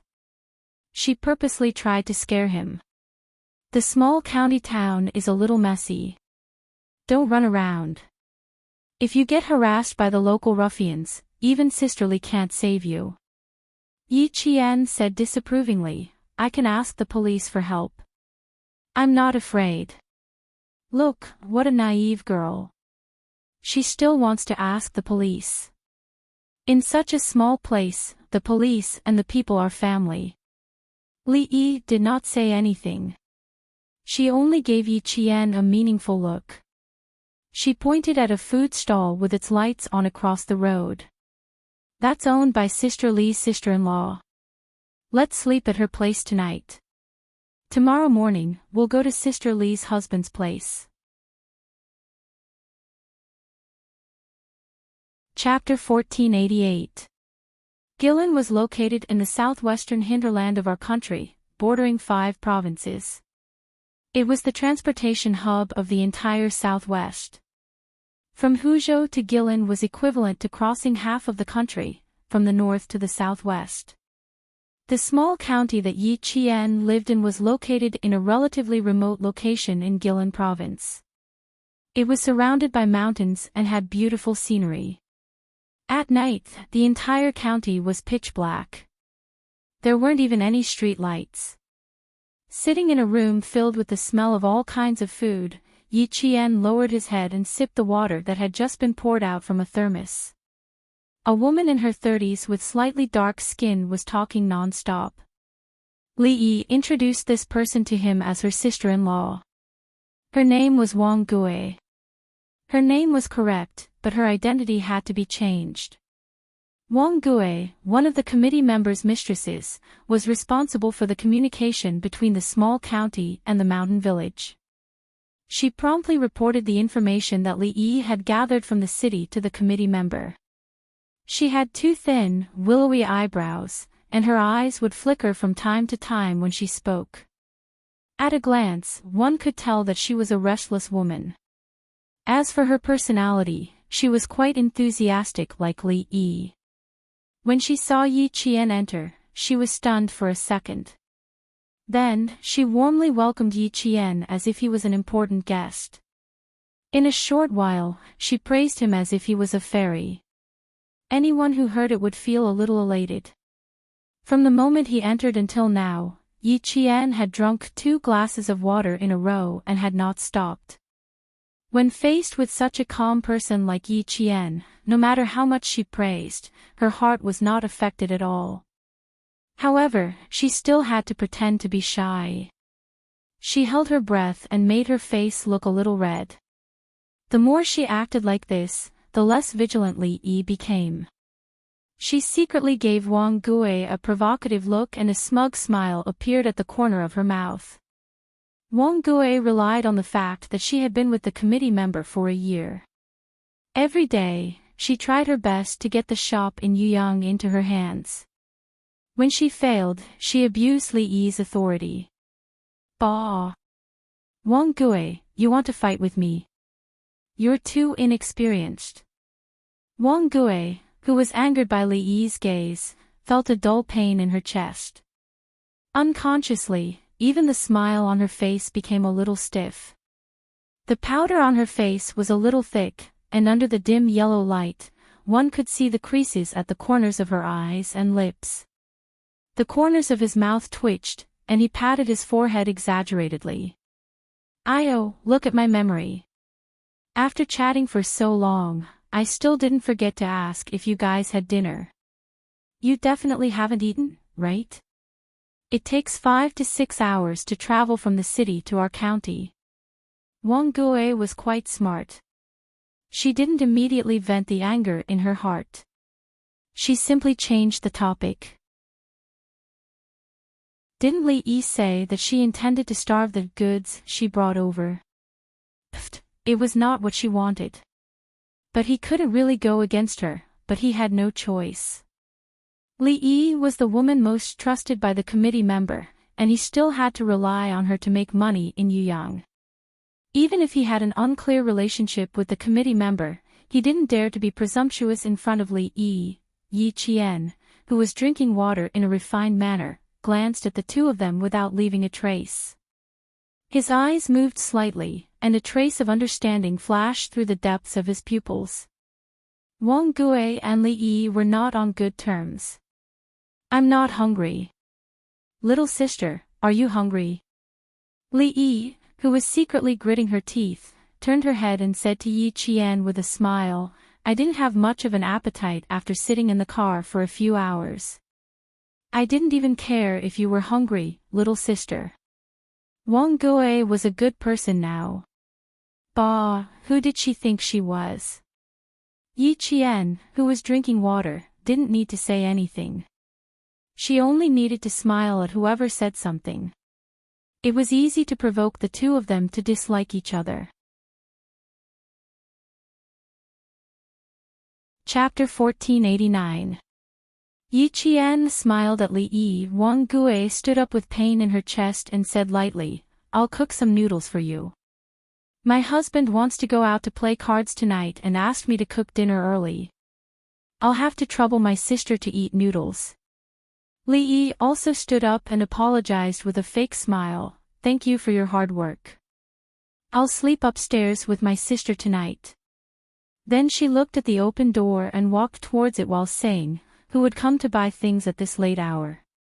Leaving the door open in the middle of the night, my sister from the city might be a little scared. I'll go lock the door." Her intention was to prevent Yi Qian from leaving. At this time, Wang Gui had to put down her complaints about Li Yi. "Okay, lock the door again. The streets haven't been peaceful recently. The ruffians in the county are getting more and more lawless. They even dare to come to other people's shops to ask for money. Brother-in-law likes to go out to play cards at night. Then you should be careful at home alone. Don't get bullied." Li Yi's words were sarcastic. What a promiscuous woman. No wonder the ruffians in the county like to come to your house. After locking the door, Li Yi said, "She'll go to the kitchen to take a look." Then she felt relieved and left Yi Qian alone. She followed him into the kitchen. Yi Qian looked at her back as she left. The faint smile at the corner of her mouth suddenly became cold and bone-chilling. Then she quietly got up. It was not difficult for her to deal with Li Yi and Wang Gue. "Oh, our house is small. Don't dirty your clothes," Wang Gue said sarcastically as she rinsed the pot until it made a wah-wah sound. She used so much strength that it seemed like she was going to scrape off a layer of Li Yi's skin. The committee member called and said that she'll send someone to pick you up early in the morning. She asked if you brought everything. She did not know what the committee member was like. A woman who was almost 40 years old was really concerned about it. Li Yi did not enter the kitchen. She leaned against the door and lazily flicked her fingertips. "I brought everything." Did she say anything else? "I didn't say anything else. It's just your stupid idea last time to get rid of the policeman who entered the village. Now it's great. The committee member is so busy now." Wang Gue pushed the blame even harder, as if he couldn't wait to see the bottom of the pot. He probably thought that he was making fun of someone he didn't like. Hearing her mention the previous incident again, Li Yi's face darkened. "Hasn't the matter been resolved? Why? Is there a problem?" Outside, Yi Qian clenched his fists. There was a cold glint in his dark eyes, like a sharp blade. The sacrificed policeman was actually killed by Li Yi. With his back pressed against the cold wall, Yi Qian exhaled softly and continued to listen carefully to the voices coming from inside. Suddenly, Yi Qian moved his feet and returned to his original position as quickly and nimbly as possible. Li Yi, who had quietly walked out, sneaked a peek outside. When she saw that Yi Qian was sitting properly, she felt relieved and returned to the kitchen. "What's there to see? She's already in your hands. Do you think she can escape?" Wang Gue directly grabbed a handful of chopped green onions and sprinkled them into the bowl. She turned to look at the cautious Li Yi, lowered her voice, and mocked, "I don't know if there's a problem, but I know that the small county hasn't been very quiet recently. My mahjong friends at the bus station said that recently, there have been some people who don't look like ordinary people coming over from time to time." Hearing that, Li Yi's heart skipped a beat. Ever since she had gotten rid of the policeman in the village, she had not been able to calm down for a single day. It turned out that she would only be able to come over 2 days later. When she received the call that day, she immediately left. She did not bring anything else but her passbook. Chapter 1490. You're thinking too much. What's the problem? Suppressing the panic that suddenly rose in her heart, Li Yi answered angrily, but she paid attention in her heart. Whenever there was an unusual person or a good car in the county, Wang Gui's mahjong friends would come over to inform her in advance. If they said that there was a problem, then there was probably a problem. Yi Qian, who held his breath a little, narrowed his eyes slightly. If that was the case, then Captain Xia and the others needed to cover for them. The criminal whose real name was Chen Jiafu had a great influence in the small county. The cult's power was like a net that enveloped the sparsely populated county. No wonder the police were so cautious, and no wonder the Director General requested military support. Without military support, it would be difficult to control the influence. If you say there's no problem, then I'll take it that there's no problem. What are you going to do with the goods outside?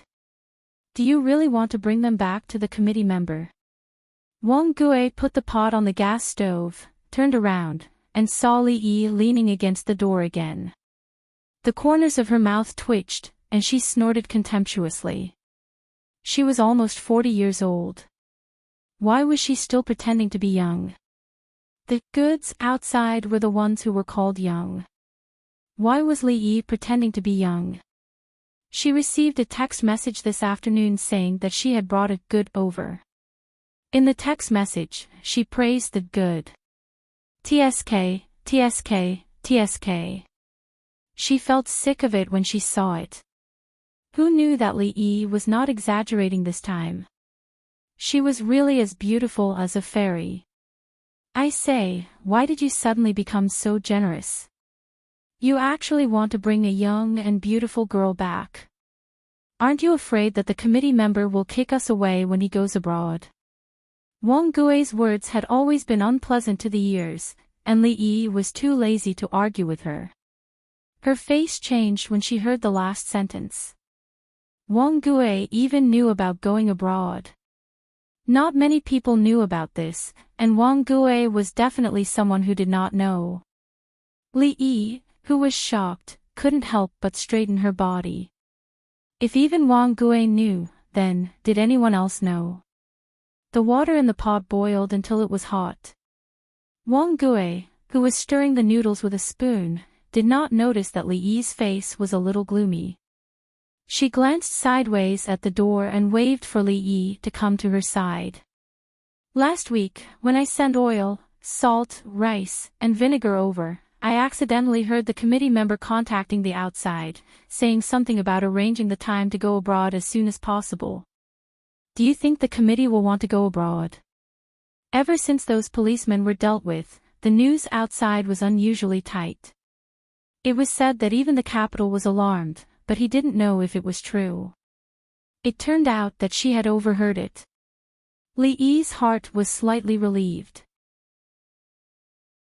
He had to ask her if she had told anyone else, such as Wang Gui's husband who was a cuckold. None of the people he sent out returned, and there was no news at all. It was obvious that they were either not caught or had been cleaned up by the police. Tongzhou International Hotel should have been on fire the night before, but it wasn't. Mr. Charlie called and told her that the Beijing commissioner who investigated them did not stay in the International Hotel at all, but the Tongzhou police had sent people to surround the hotel. If he hadn't used the identity of a foreigner to enter the hotel and take the 6 members who were responsible for the arson away, 1 or 2 of them might have been caught by the police. They were being watched so closely that they had begun to set up traps to capture them. It was likely that even Yuyang City had people mixed in with them. Perhaps, even the small county town had sent people to secretly investigate. Chapter 1491. Once the police knew that the committee member was trying to go abroad, she would not be able to leave.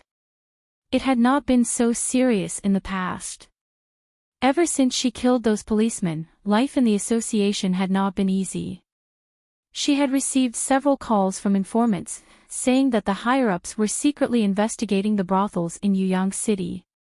She must not cause any more trouble. Wang Gui could not be left alive. Li Yi's face turned cold when she had the intention to kill. However, Wang Gui did not notice anything with her back facing her. She was also scheming in her heart. Li Yi was the committee member's most trusted woman. Any news from her mouth could not be fake.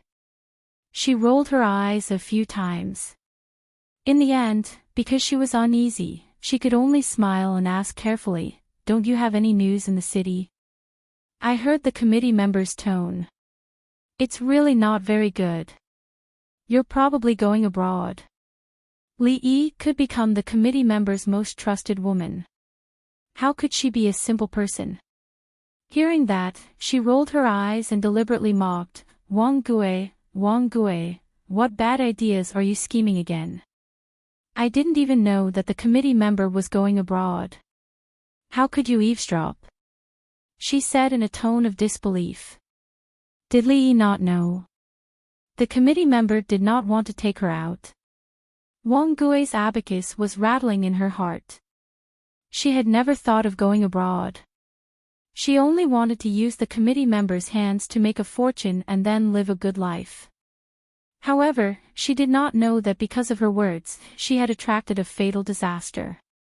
She had heard the committee member say that he was going abroad and even mentioned a Mr. Charlie.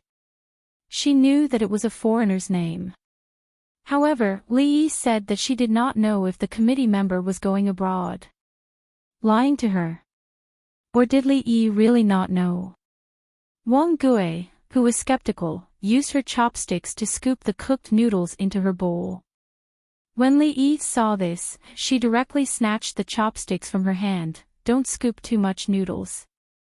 Do you really want to feed her? Wang Gui, even if you have a problem with me, you have to know your limits.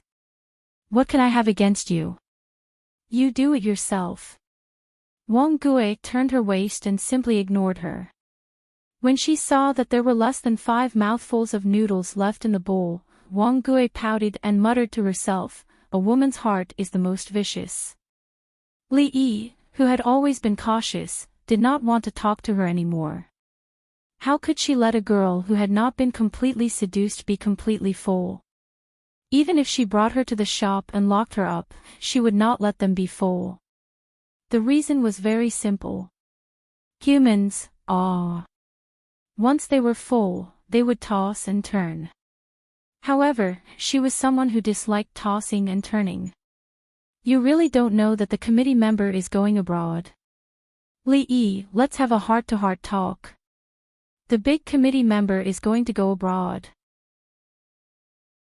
If he stays, we will have to suffer.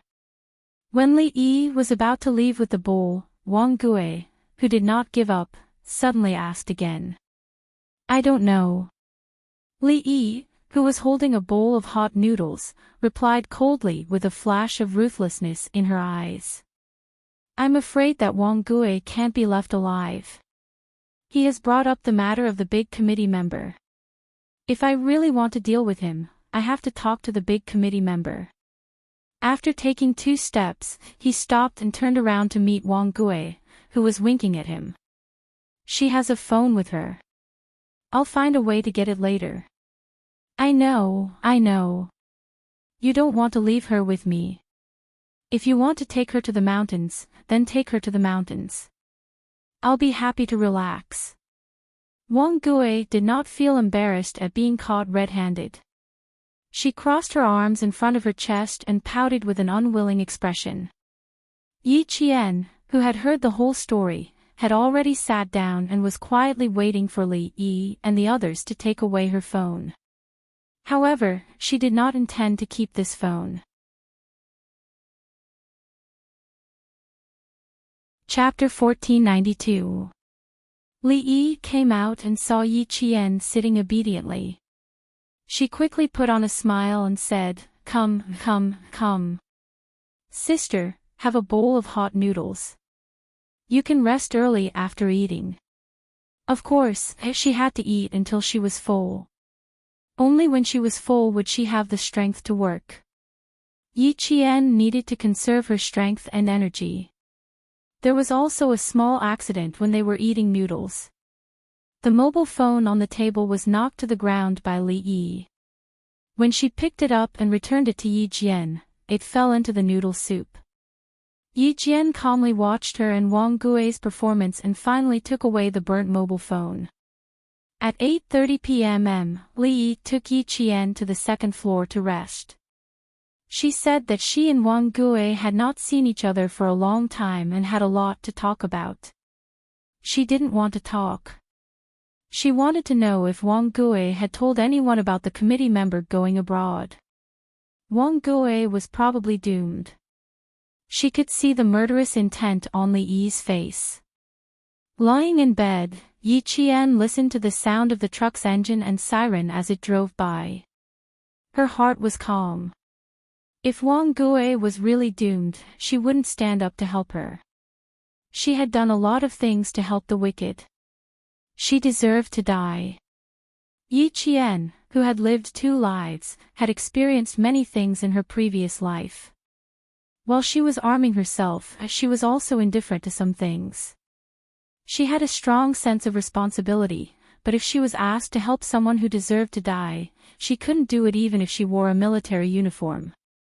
Unless it was an order from the higher-ups, she would definitely not step in. Yi Qian, who was clear about right and wrong, would never abuse her kindness. She could distinguish between good and evil, and could also distinguish between beauty and ugliness. Wang Gui, who belonged to the evil category, would not be listed as her protector. Downstairs, Li Yi said with a cold expression, you know a lot of people, and now is a special time. You should watch your mouth and don't bring trouble to the committee member. It's impossible for her to go abroad. If the committee member is gone, who will lead our God leader church? How can we manage so many believers in the church? Wang Gui, if you dare to say things you shouldn't say outside, the committee member will be the first to not let you off. Li Yi, you better watch your mouth. You want to splash dirty water on me? No way. I'm also a core member of the church, how could I not know what you're talking about? Wang Gui jumped up and slapped the table. She had wanted to quarrel with the other party for a long time. Now that the other party had come knocking on her door, there was no need for her to be polite. You old bitch. You want to monopolize all the benefits that the committee member brings to you. Ha, don't even think about it. Did you disturb the goods upstairs? Do you know why I personally took action? There were more and more believers in the society, and the committee members had to help them. If I don't work hard to earn money, how can the committee member help them? How can we make those believers believe in us and do things for us? Li Yi saw that her expression didn't seem to be lying, and her heart was relieved. If Wang Guizhen was someone who didn't know the gravity of the situation, the committee member wouldn't have nurtured her as a backbone. There was another advantage to being a backbone. If something happened, they could be pushed out to take the blame. After learning that Wang Gui did not tell anyone, she immediately called the committee member to see how to deal with it. Committee member Chen Jiafu never took the initiative to contact the backbone below. Even if Li Yi looked for him, she had to go through the backbone left in the village. One more person knows, one more danger. Charlie is still applying for passports for us. We have to wait to deal with her. Chen Jiafu's voice was a little rough on the phone. Chapter 1493. This was a middle-aged man who had only studied in primary school. He had been sent abroad to work, and when he came back, he had established a God's church and had been active for 4 years. Li Yi was relieved. You're right. Wang Gui knows too much about us. If we don't solve it, you won't feel at ease even if you go abroad. In Beijing. She wanted to say more, but Chen Jiafu, who was more vigilant than anyone else, immediately stopped her. Okay, if you have anything to say, come to the village. As for the goods in your hands, if they are really good, bring them to the village first. There were too many things that needed money outside. Recently, the situation was so tense that he couldn't go out to earn money. Now, he could only wait and see when Charlie could settle the matter and let him get away safely. Getting rid of a few policemen actually exposed him. He really didn't expect that. Charlie analyzed that there was a mole in the village who reported him to the outside. If there was a mole in the village, even if he decided to go abroad, he had to find out. He had already shouldered so many lives, and he didn't care about one more. He asked about the girl's background, whether there was anyone else with her when she came out, her family situation, personality, etc. Li Yi answered truthfully without hiding anything. Chen Jiafu had always trusted her. After asking a few more questions, he hung up the phone. When both sides got the news, Li Yi, who had an idea in her heart, was relieved. Since the committee members said that they wanted to get rid of Wang Gui, then she had nothing to worry about. When Li Yi came back, it was already past 11 at night. Yi Qian, who was alert, heard her unlocking the door and tiptoed into the room. The wind blew, but Yi Qian didn't smell the blood on her. It seemed that Wang Gui was still alive for the time being. After entering the room, Li Yi didn't turn on the lights. She only flashed the flashlight in her hand. She saw that the girl she had kidnapped was lying on the bed without a trace of suspicion. She gently picked up the small bag that Yi Qian had been carrying and walked out of the room. 5 minutes later, Li Yi returned to the room with the bag that had been checked clean. She took off her clothes and lay down. At 2:00 in the morning, Li Yi, who had a lot on her mind, was still awake. Yi Qian, who woke up from his sleep, gently closed his eyes and continued to sleep in the same position. After a while, he fell asleep completely. After the sky was high, a tough battle began. At 5:00 in the morning, Yi Qian and Li Yi, who had not slept the previous night, boarded a small four-wheeled farm truck. She sat in the middle, with the driver on her left and Li Yi on her right. "It's a bit far to the mountains. Sister, if you didn't sleep well, you can rest on Sister Li's shoulder and have a good sleep." Li Yi yawned and chatted with Yi Qian. As they chatted, she fell asleep first. Before setting off from Yuyang, the Yuyang police told him that it would take 4 hours to get from the small county to the mountain. After that, he would have to take a motorcycle. That was not all. He would have to walk more than 30 kilometers on the mountain road to reach the mountain. Transportation was inconvenient and surrounded by mountains. It was difficult to enter and even more difficult to exit. It was said that it was not too far away, and the transportation was quite convenient. Some mountain villages required one to walk for a day. After getting off the four-wheeled farm vehicle, they sat on a shabby motorcycle. After riding for about 3 hours, they arrived at a poor and backward mountain village.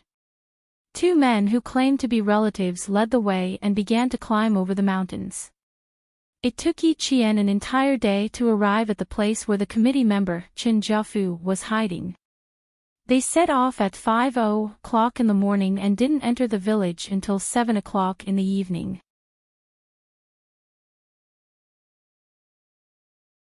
Chapter 1494. Li Yi did not bring Yi Qian to see Chen Jiafu. She came here for an urgent matter.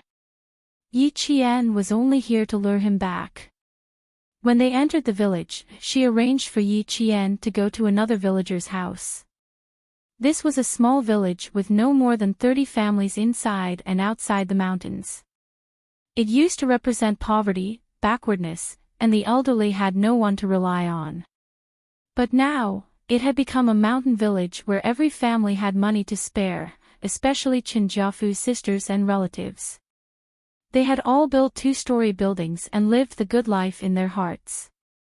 Chen Jiafu had a certain level of intelligence to be able to survive in such a small village as an illegal organization that made use of rumors, spread fallacious theories, deceived and bewitched members to control and recruit members in order to save mankind, spread religious doctrines, and collect money by any means necessary, thus endangering the stability of society. He knew very well how to unite the villagers, and he also knew how to seek protection. Even if the villagers in the village had become his shelter, they had also become his eyes and ears. Chen Jiafu would immediately know if there was even the slightest bit of movement. The few policemen who had been sacrificed were tipped off by the villagers.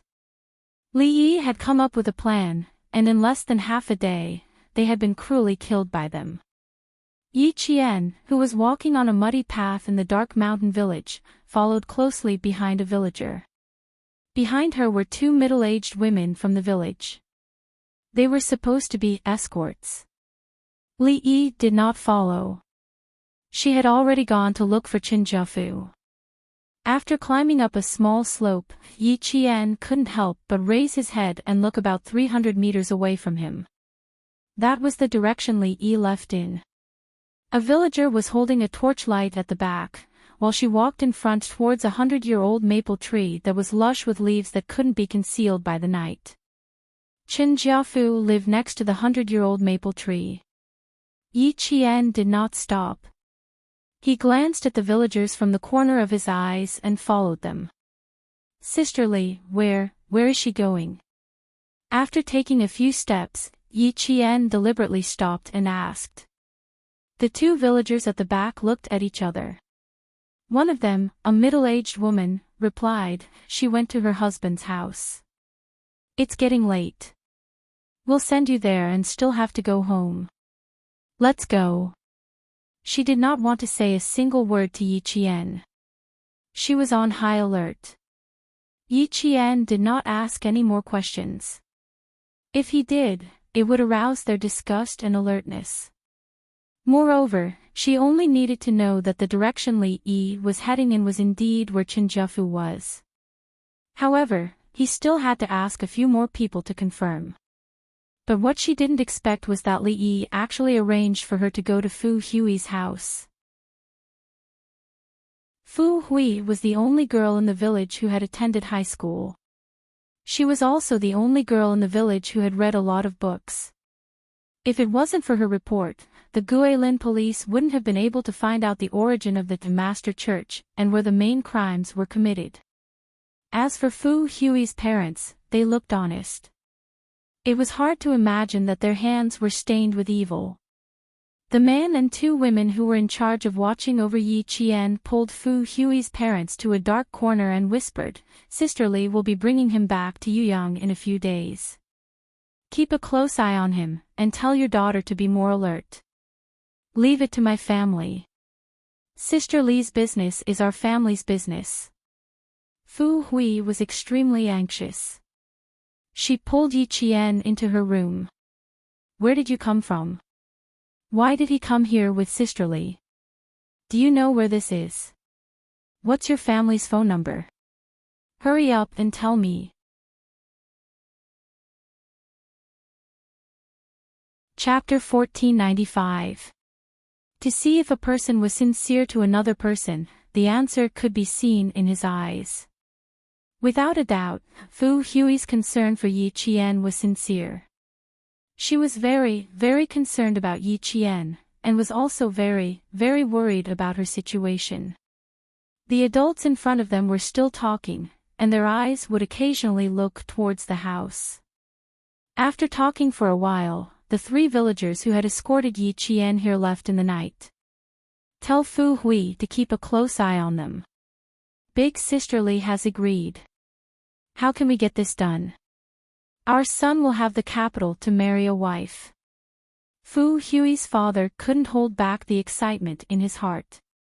He quietly said to his wife, "When the time comes, we'll take out the family's savings and buy a house for our son in the city."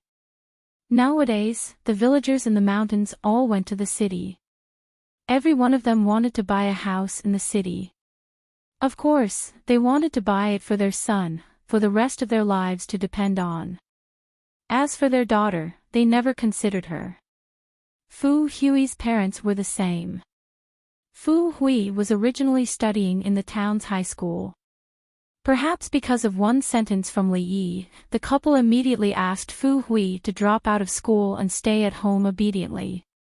Li Yi was afraid that Fu Hui, who was good at studying, would become wild after getting into university.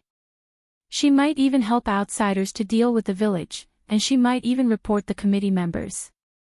To prevent trouble before it happened, she used the reason of leaving her daughter at home to earn money for her son to marry a wife as an excuse to persuade Fu Hui's parents to let Fu Hui, who had good grades, drop out of school and return to the village.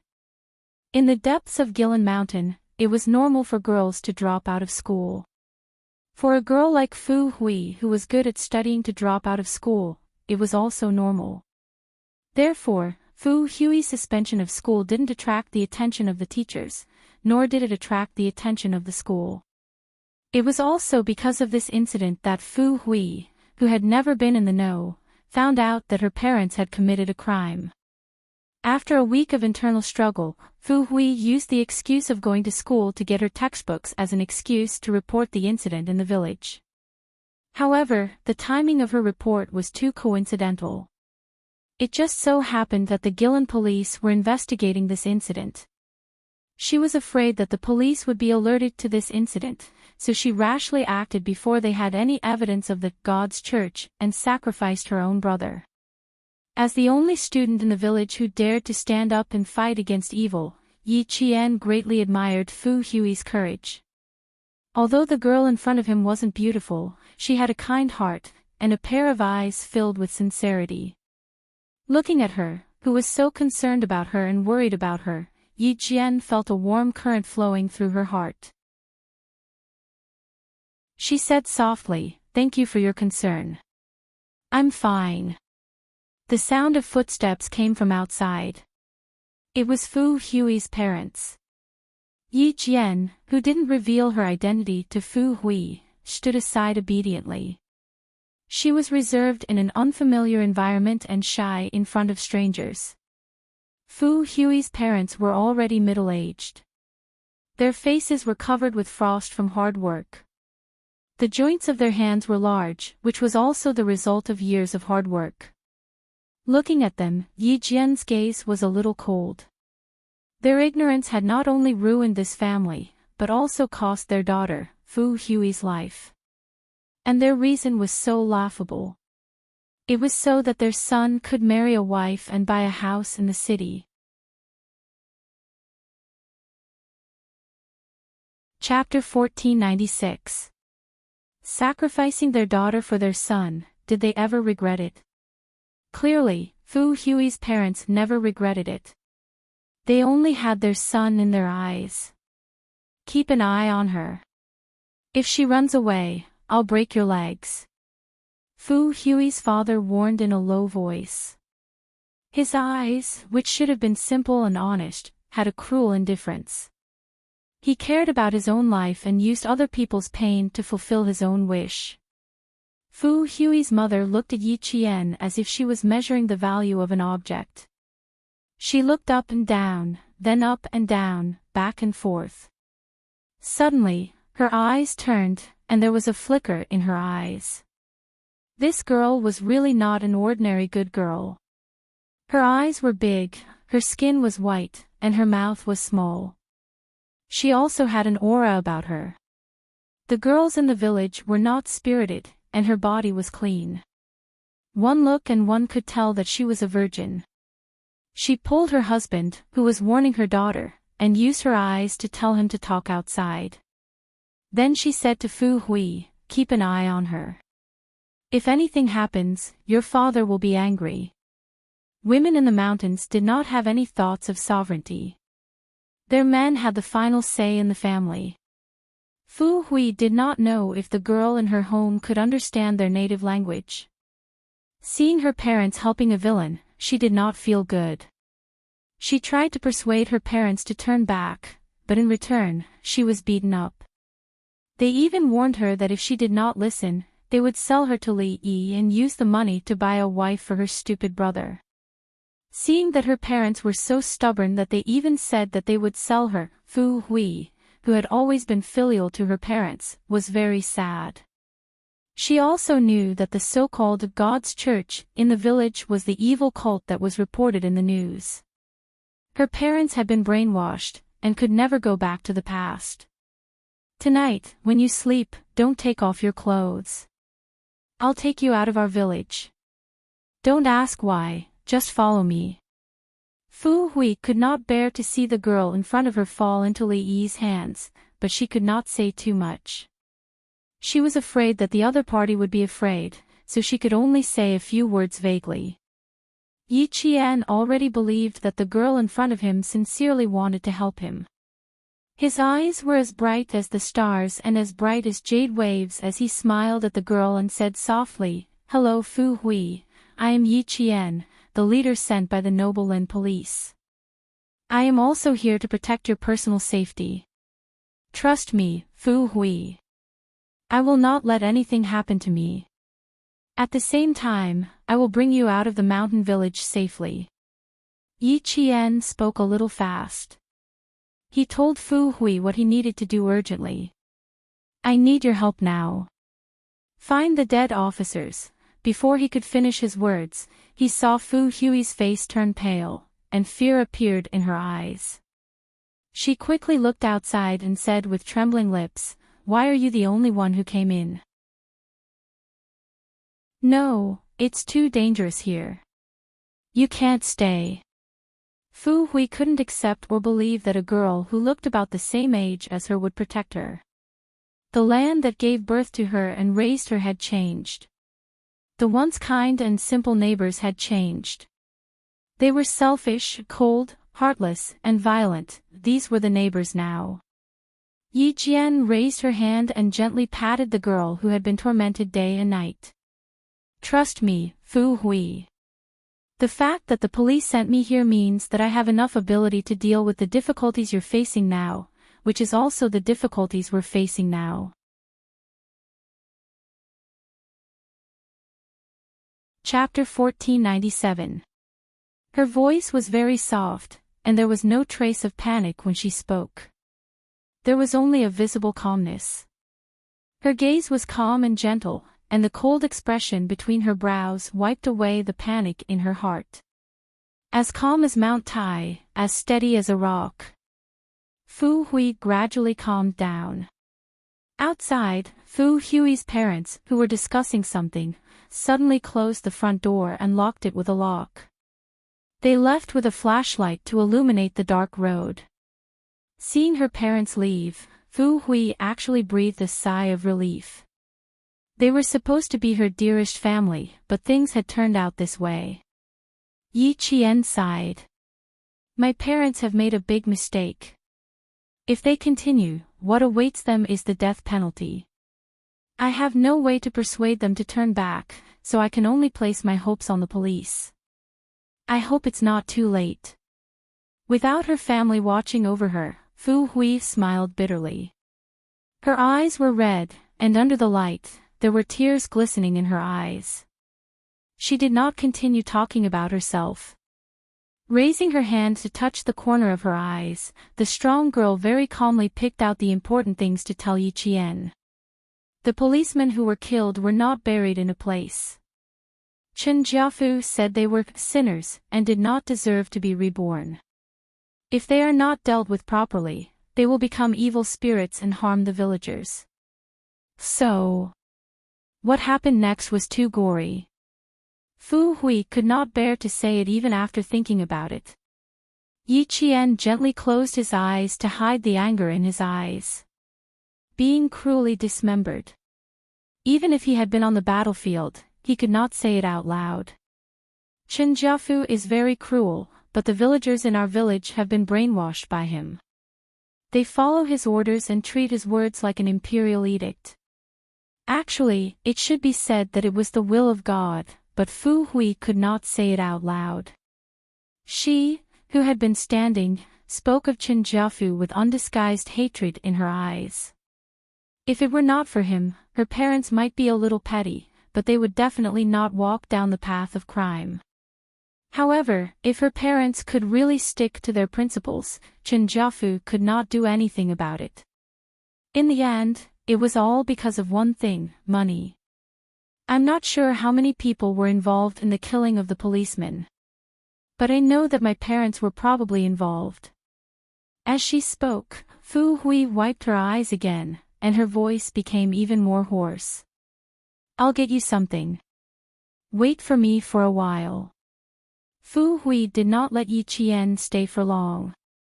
In less than 3 minutes, she returned to the room with a photo in her hand.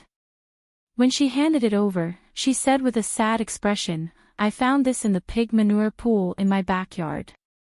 That was why Fu said that her own parents were involved. In the photo, the young man was in high spirits. He was wearing a brand new police uniform and white gloves as he saluted the camera. This is one of the deceased police officers. He's only 24 years old. Fu Hui, I need your help. No matter what, I have to find them so that their families can see their intact bodies. Yi Qian's eyes flashed coldly as he carefully put the photos away. He looked up and stared at Fu Hui quietly. Tonight, I need to find them. The 18-year-old Fu Hui nodded. Okay, I'll accompany you. No, Fu Hui. You need to stay. Yi Qian smiled and shook his head. You need to stay and cover for me. You can't let your parents find out that I left, and you can't let the villagers know my identity. I'll have to trouble you for the next 3 days.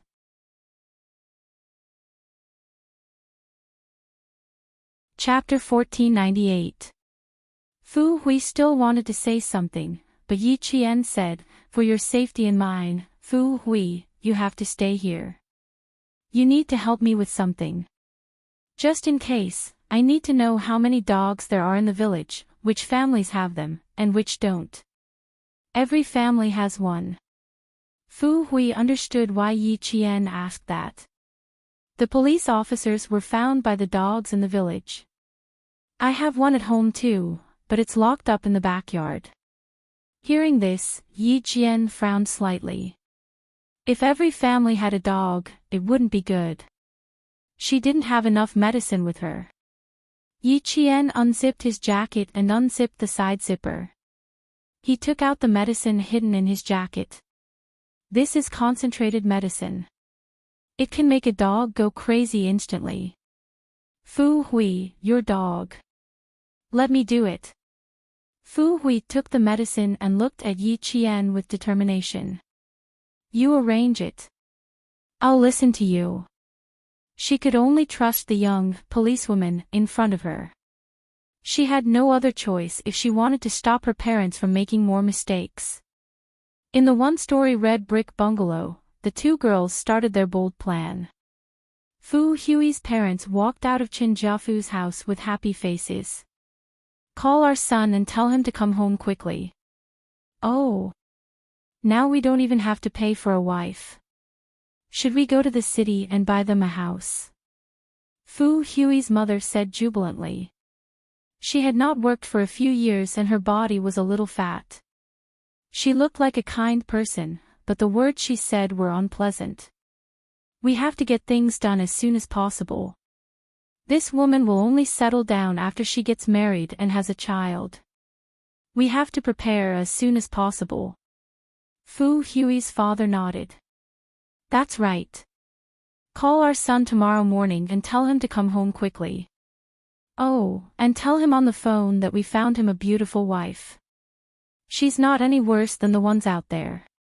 The daughter-in-law they were talking about was Yi Jian. Their son's marriage had been settled. The couple could even walk briskly now. It was past 8:00 in the evening and the mountain village was pitch black. The branches in the mountain were like ferocious monsters hibernating. Just looking at them would make people panic. The night insects chirped in the grass, bringing a trace of tranquility to the entire mountain village. Li Yi, who was sitting in the chair, had a gloomy face. She was unhappy with her lover's arrangement. How could he give such goods to the Fu family?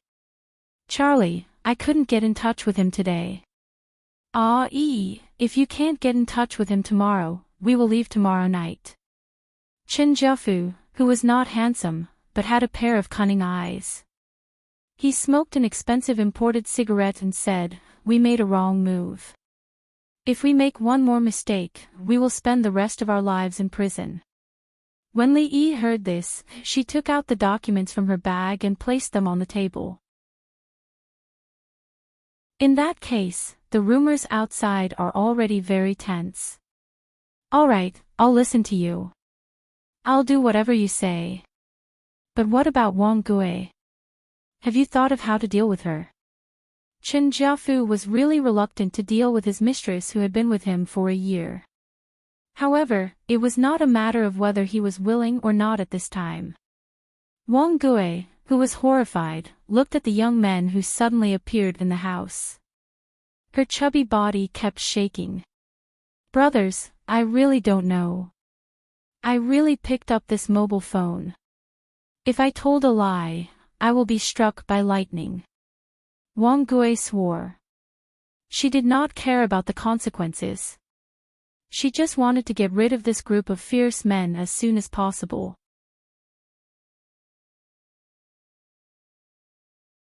Chapter 1499. Xia Jinyuan, who was wearing a baseball cap, was lazily sitting on the wooden sofa. His slender fingers kept playing with the dagger. Sometimes, he would throw the dagger up and catch it, and sometimes, he would use 2 fingers to hold the sharp dagger. Wang Gui could only see that the dagger, which was supposed to hurt people, was like a piece of paper in the young man's hands. It couldn't hurt him at all. Don't make any vows. If I want to kill you now, I only need to lift my hand. Do you believe me or not? According to the location tracking on the phone, Xia Jinyuan and his comrades went directly to Wang Gui's house. Faced with the suspect's denial, Xia Jinyuan, who used to be in the special forces, had plenty of ways to deal with it. As he spoke, the dagger in his hand flew directly towards Wang Gui's head. Ah! There was a scream that sounded like a pig being slaughtered in the room. K7 was a bit annoyed by the noise. After catching the dagger with his bare hands, he used the sharp dagger to cut off 2 pieces of cloth from his long t-shirt. He rubbed his hands together and used the cloth to cover his ears. Xia Jinyuan and the others were already used to this. K7 had always been a person who didn't care about trifles. Wang Gui, who was so frightened that she lost control of her body, trembled even more violently.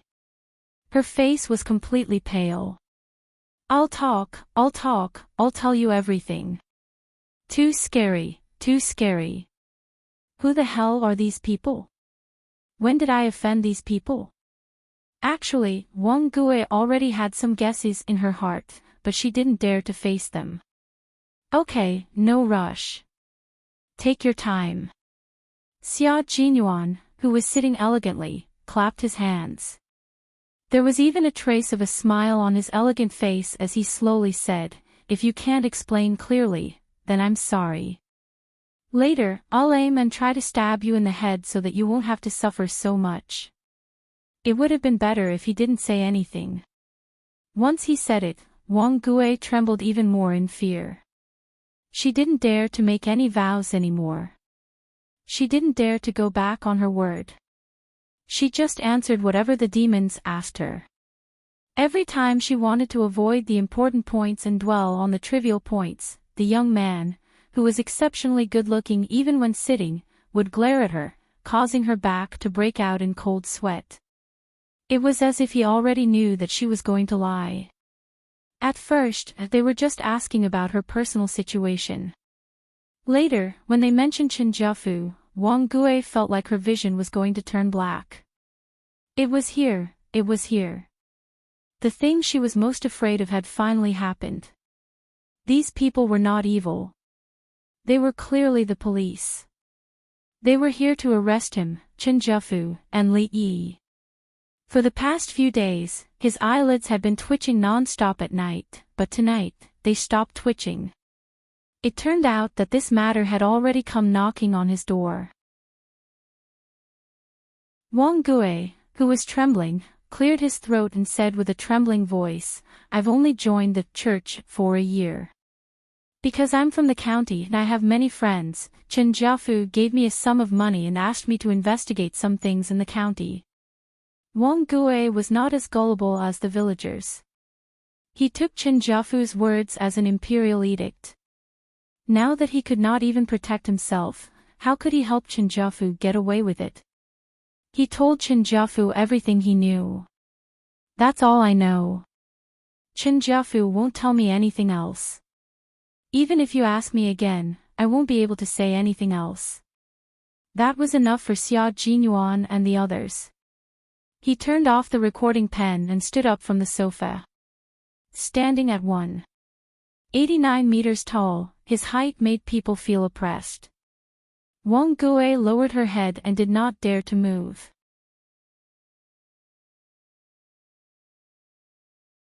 Chapter 1500. Hand her over to the Guilin police. Xia Jinyuan's words immediately extinguished the last trace of hope in Wang Gui's heart. She thought that everything would be fine as long as she confessed. Ignoring her fear, she raised her head and cried, "I've already told you everything. What else do you want? You arrested me, but this is all I know. Didn't you say that if I confess, I'll be lenient? If I resist, you'll be strict. I've already confessed, so why are you still taking me away?" Although she was smart, she was also ignorant. She had violated our country's laws, but she thought that as long as she confessed and apologized, she would be safe. Inform the Gillen police to arrest all the criminals that Wang Gui confessed. Cut off all communications between the main culprits and the outside world. After Wang Gui was taken away, her grocery store temporarily became the base of the Snowfield Brigade. Xia Jinyuan turned on the satellite map and pointed at a spot. His handsome face was as cold as water. Chen Jiafu's hiding place is here. It's surrounded by mountains, so transportation is inconvenient. The Gillen police will control all the provincial roads and stations in the county. We'll drive to the mountain village tonight to meet up with Yi Qian. At the same time, we'll control all the villagers in the mountain village to prevent a riot. According to Wang Gui's confession, all the villagers in the mountain village where Chen Jiafu was hiding had been brainwashed. If they only arrested Chen Jiafu, all the villagers would revolt. This was the last thing the leaders wanted to see. We'll be the vanguard. Pigeon and the rest will be the support. Yi Qian will be the spy. At the same time, we'll protect the witness, Fu Hui. Brother, this battle is a little special. We have to be vigilant. Don't let the bullets go off accidentally. The people in this battle were all citizens of the country. They had to be careful to avoid leaving behind any evidence that would lead to criticism. Bai He nodded. We can fight, but we can't kill. We can't use guns. That's basically it. When carrying out a mission in the country, especially when it involved the citizens, as soldiers, they had to bear more pressure than when they were fighting overseas. Even if they were facing criminals, they couldn't point their guns at them casually. This was a restraint for soldiers, and also a country's responsibility for the lives of its citizens. The lights in the grocery store went off.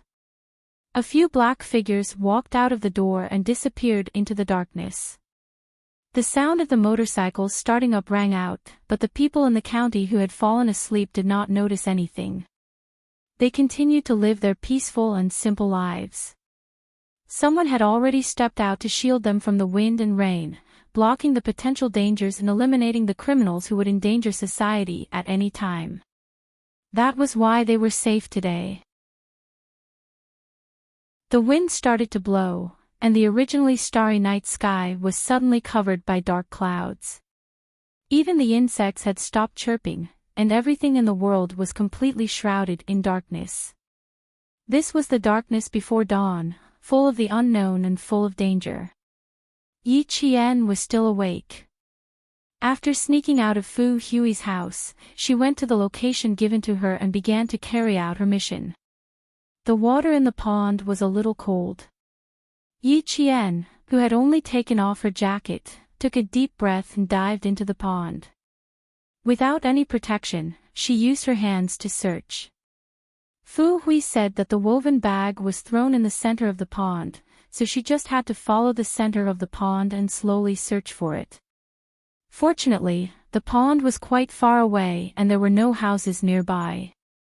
Even if the sound of the water was a little loud, it wouldn't attract any attention. Yi Qian's hand touched a woven bag filled with stones in the mud. His heart suddenly sank. She found the first woven bag.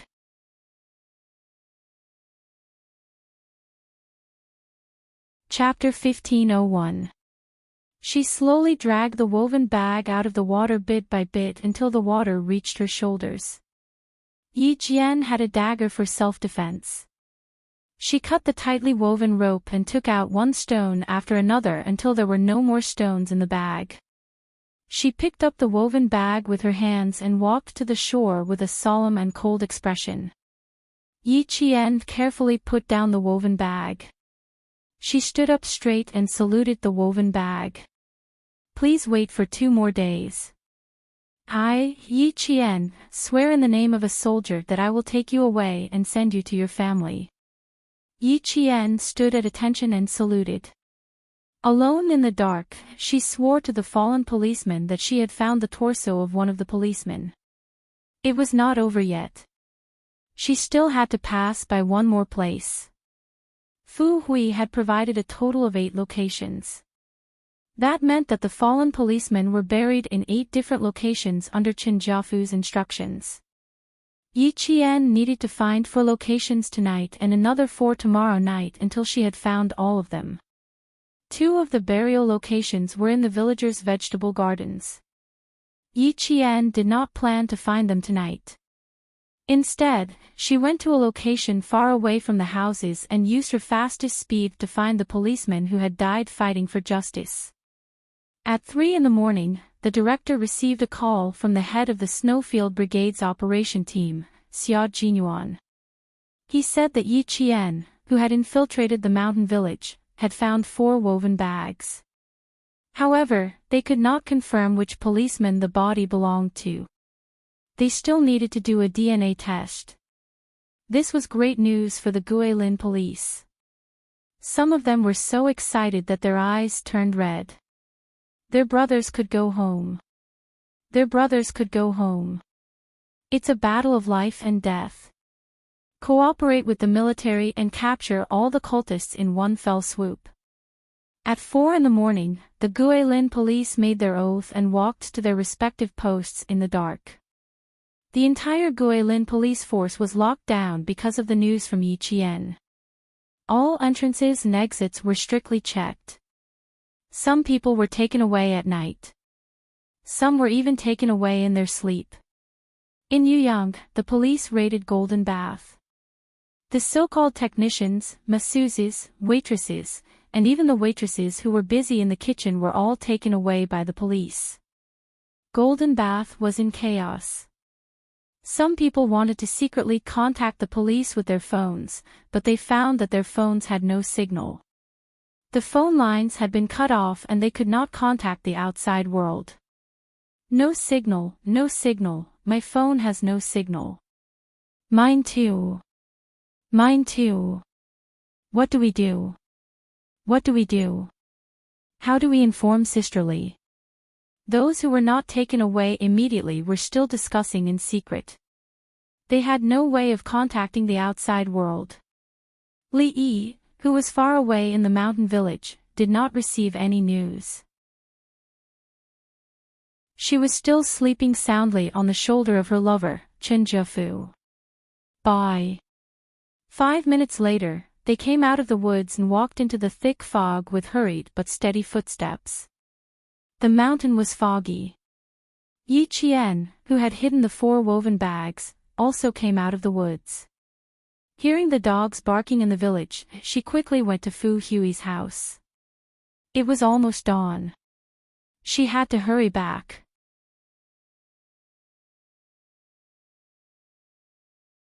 Chapter 1502. Fu Hui was extremely anxious. She didn't sleep the whole night and stayed in the same position on the bed, afraid that she would miss the signal if she moved. Time ticked by, and it was already 5:30 p.m. Her parents, who usually woke up early, were probably already up and dressed.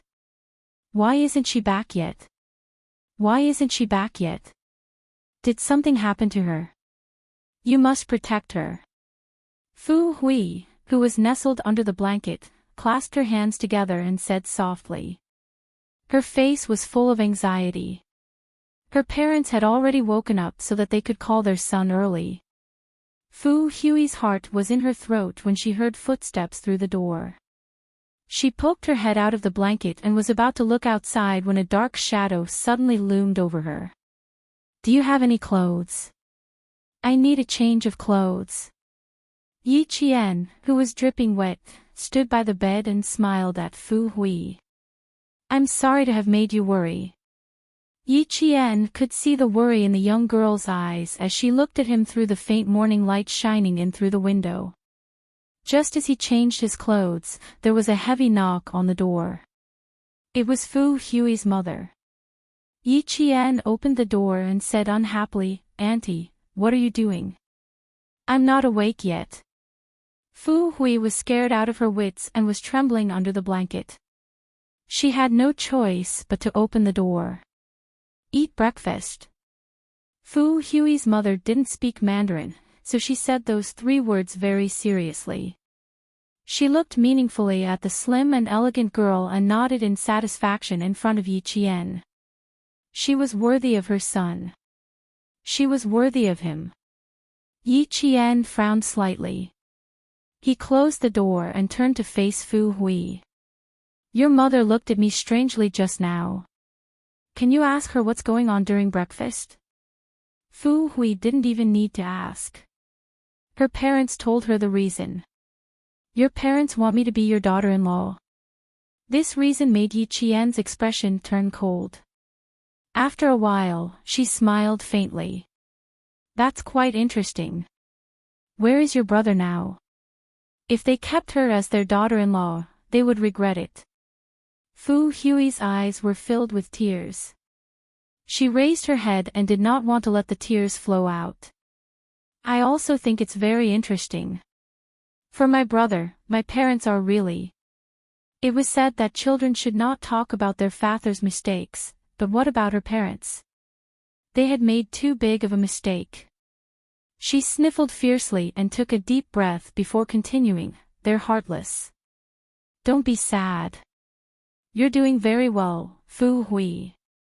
Yi Qian, who had never taken the initiative to hug someone, hugged the girl whose heart had been broken by her parents. In a gentle and calm voice, he said, you need a new environment. The path you take is different from theirs. Everything will get better. Don't be too pessimistic. Such a kind and righteous girl, she would have a good ending. Li Yi didn't appear until noon. Seeing the two girls sitting on each side with at least 3 meters between them and sunbathing in boredom, the smile on her face relaxed a lot. Sister, I'm so sorry. I've been busy until now to have time. Li Yi, who was still wearing yesterday's clothes, walked over with a smile. Sisterly wants to apologize to you. I'm afraid I can't take you hunting in the mountains today. We'll have to wait until tomorrow. Yi Qian seemed to have just woken up. She struggled to open her eyes and blinked again. It was as if she finally saw who it was. She said weakly, Sisterly, I think I have a cold. Tomorrow is fine. I want to sleep.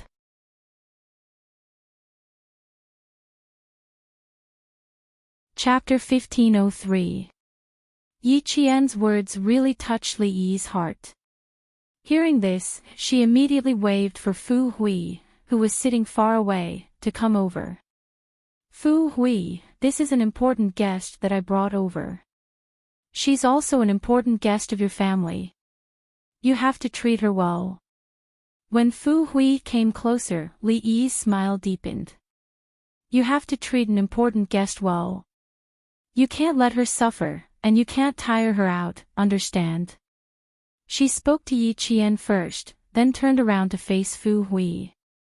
When she turned around, her expression changed drastically. She was smiling when she faced Yi Qian, but when she faced Fu Hui, her expression turned cold. She held Fu Hui's hand tightly and warned her in a low voice, You're not allowed to bring her anywhere except the village. You're not allowed to bring her to the neighboring villages or the mountains. You can't let go until your brother comes back. Do you hear me? Li Yi didn't like Fu Hui. Why did a girl like her study so much? If you study too much, your heart will become wild. It's not easy to control it. Fortunately, the whole family was obedient. Otherwise, she would definitely think of a way to deal with them. Fu Hui had long been wary of Li Yi. When she heard this, she nodded blankly. She was so obedient that she didn't seem to have any opinions of her own. Seeing this, Li Yi nodded in satisfaction. She turned around and continued to speak to Yi Qian with a smile. Sister, let her accompany you to the village today. Aren't you afraid of dogs? Every family in the village has a watchdog. Don't run around. Be careful not to get bitten by a dog. If you feel bored, come find Sisterly. Sisterly will take you around. When Sisterly is free, I'll take you to have some fun. To prevent her from wandering around the village at night and seeing things she shouldn't, Li not only instructed Fu Hui to keep an eye on her, but also told the villagers to be careful. Yi Qian yawned and replied casually, I know. Also, Sister Li, do you have a phone in the village? I want to call home. Similarly, Yi Qian knew how to confuse the enemy. In a poor place like my husband's, he can't even earn much money in a year. How can he afford to install a phone? Let's stay here for 3 days. We'll contact you when we go to the county. However, Li Yi, who wanted to see if they were still there, didn't want to continue the conversation. She didn't want to talk about the phone. Once she left with Qin Jiafu, anything in the village would have nothing to do with her. However, at this moment, she really regretted bringing him back. Fortunately, there was someone to take over. Otherwise, it would really be a burden. She was afraid that Yi Jian would cling to her in order to contact her family. Li Yi, who originally only wanted to chat for a while, had to stay for a while. She only left when Fu Hui's parents came back.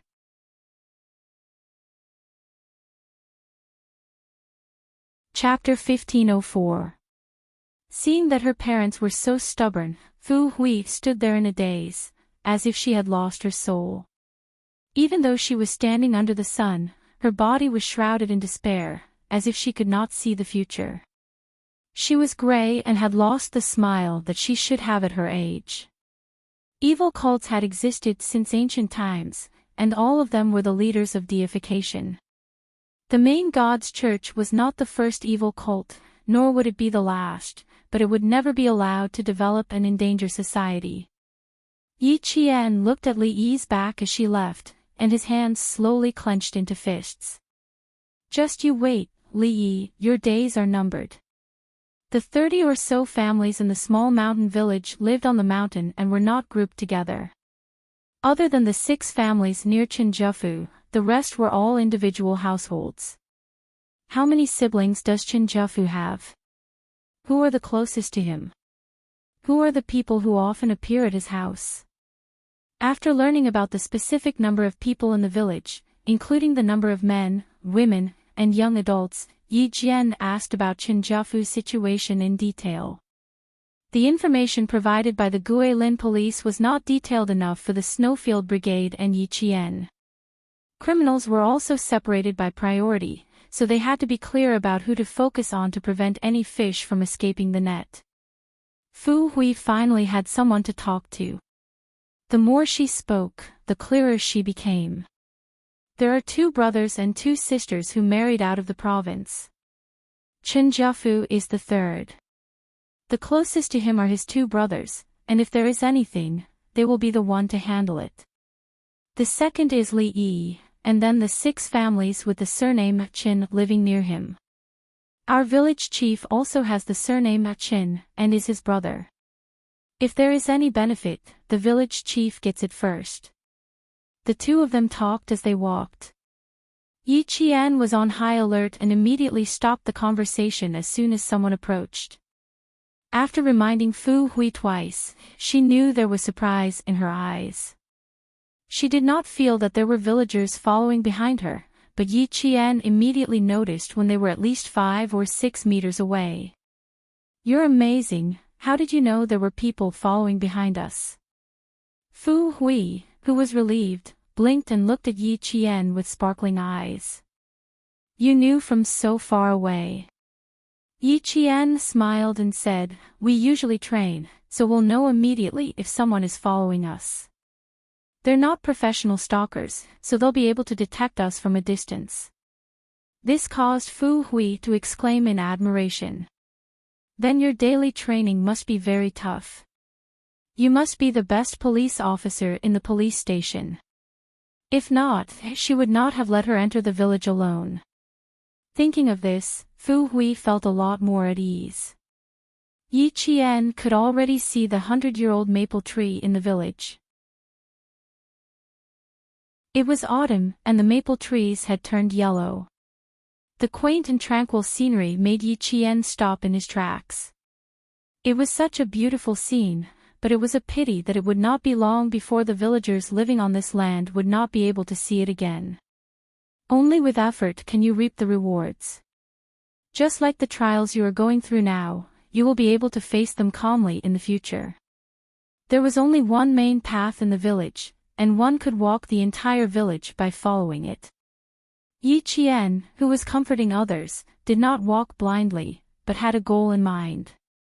Every time he walked to a place, Yi Qian would draw a map of the terrain and landforms in his mind. When they arrived in front of a stone tablet, Fu Hui said softly, "We can't go any further. There's a path leading into the mountains. Our own villagers can't go out easily, and outsiders can't enter the village easily either. Everything has to be approved by Qin Jiafu first." You're tuning into the LoveLore Library YouTube channel. We're so grateful for your support, and don't forget to subscribe to join us on this incredible journey through captivating stories. Your generosity through donations truly makes a world of difference, as it's the primary source of revenue that allows me to expand and enhance this channel for you. Thank you from the bottom of my heart for being a part of this adventure.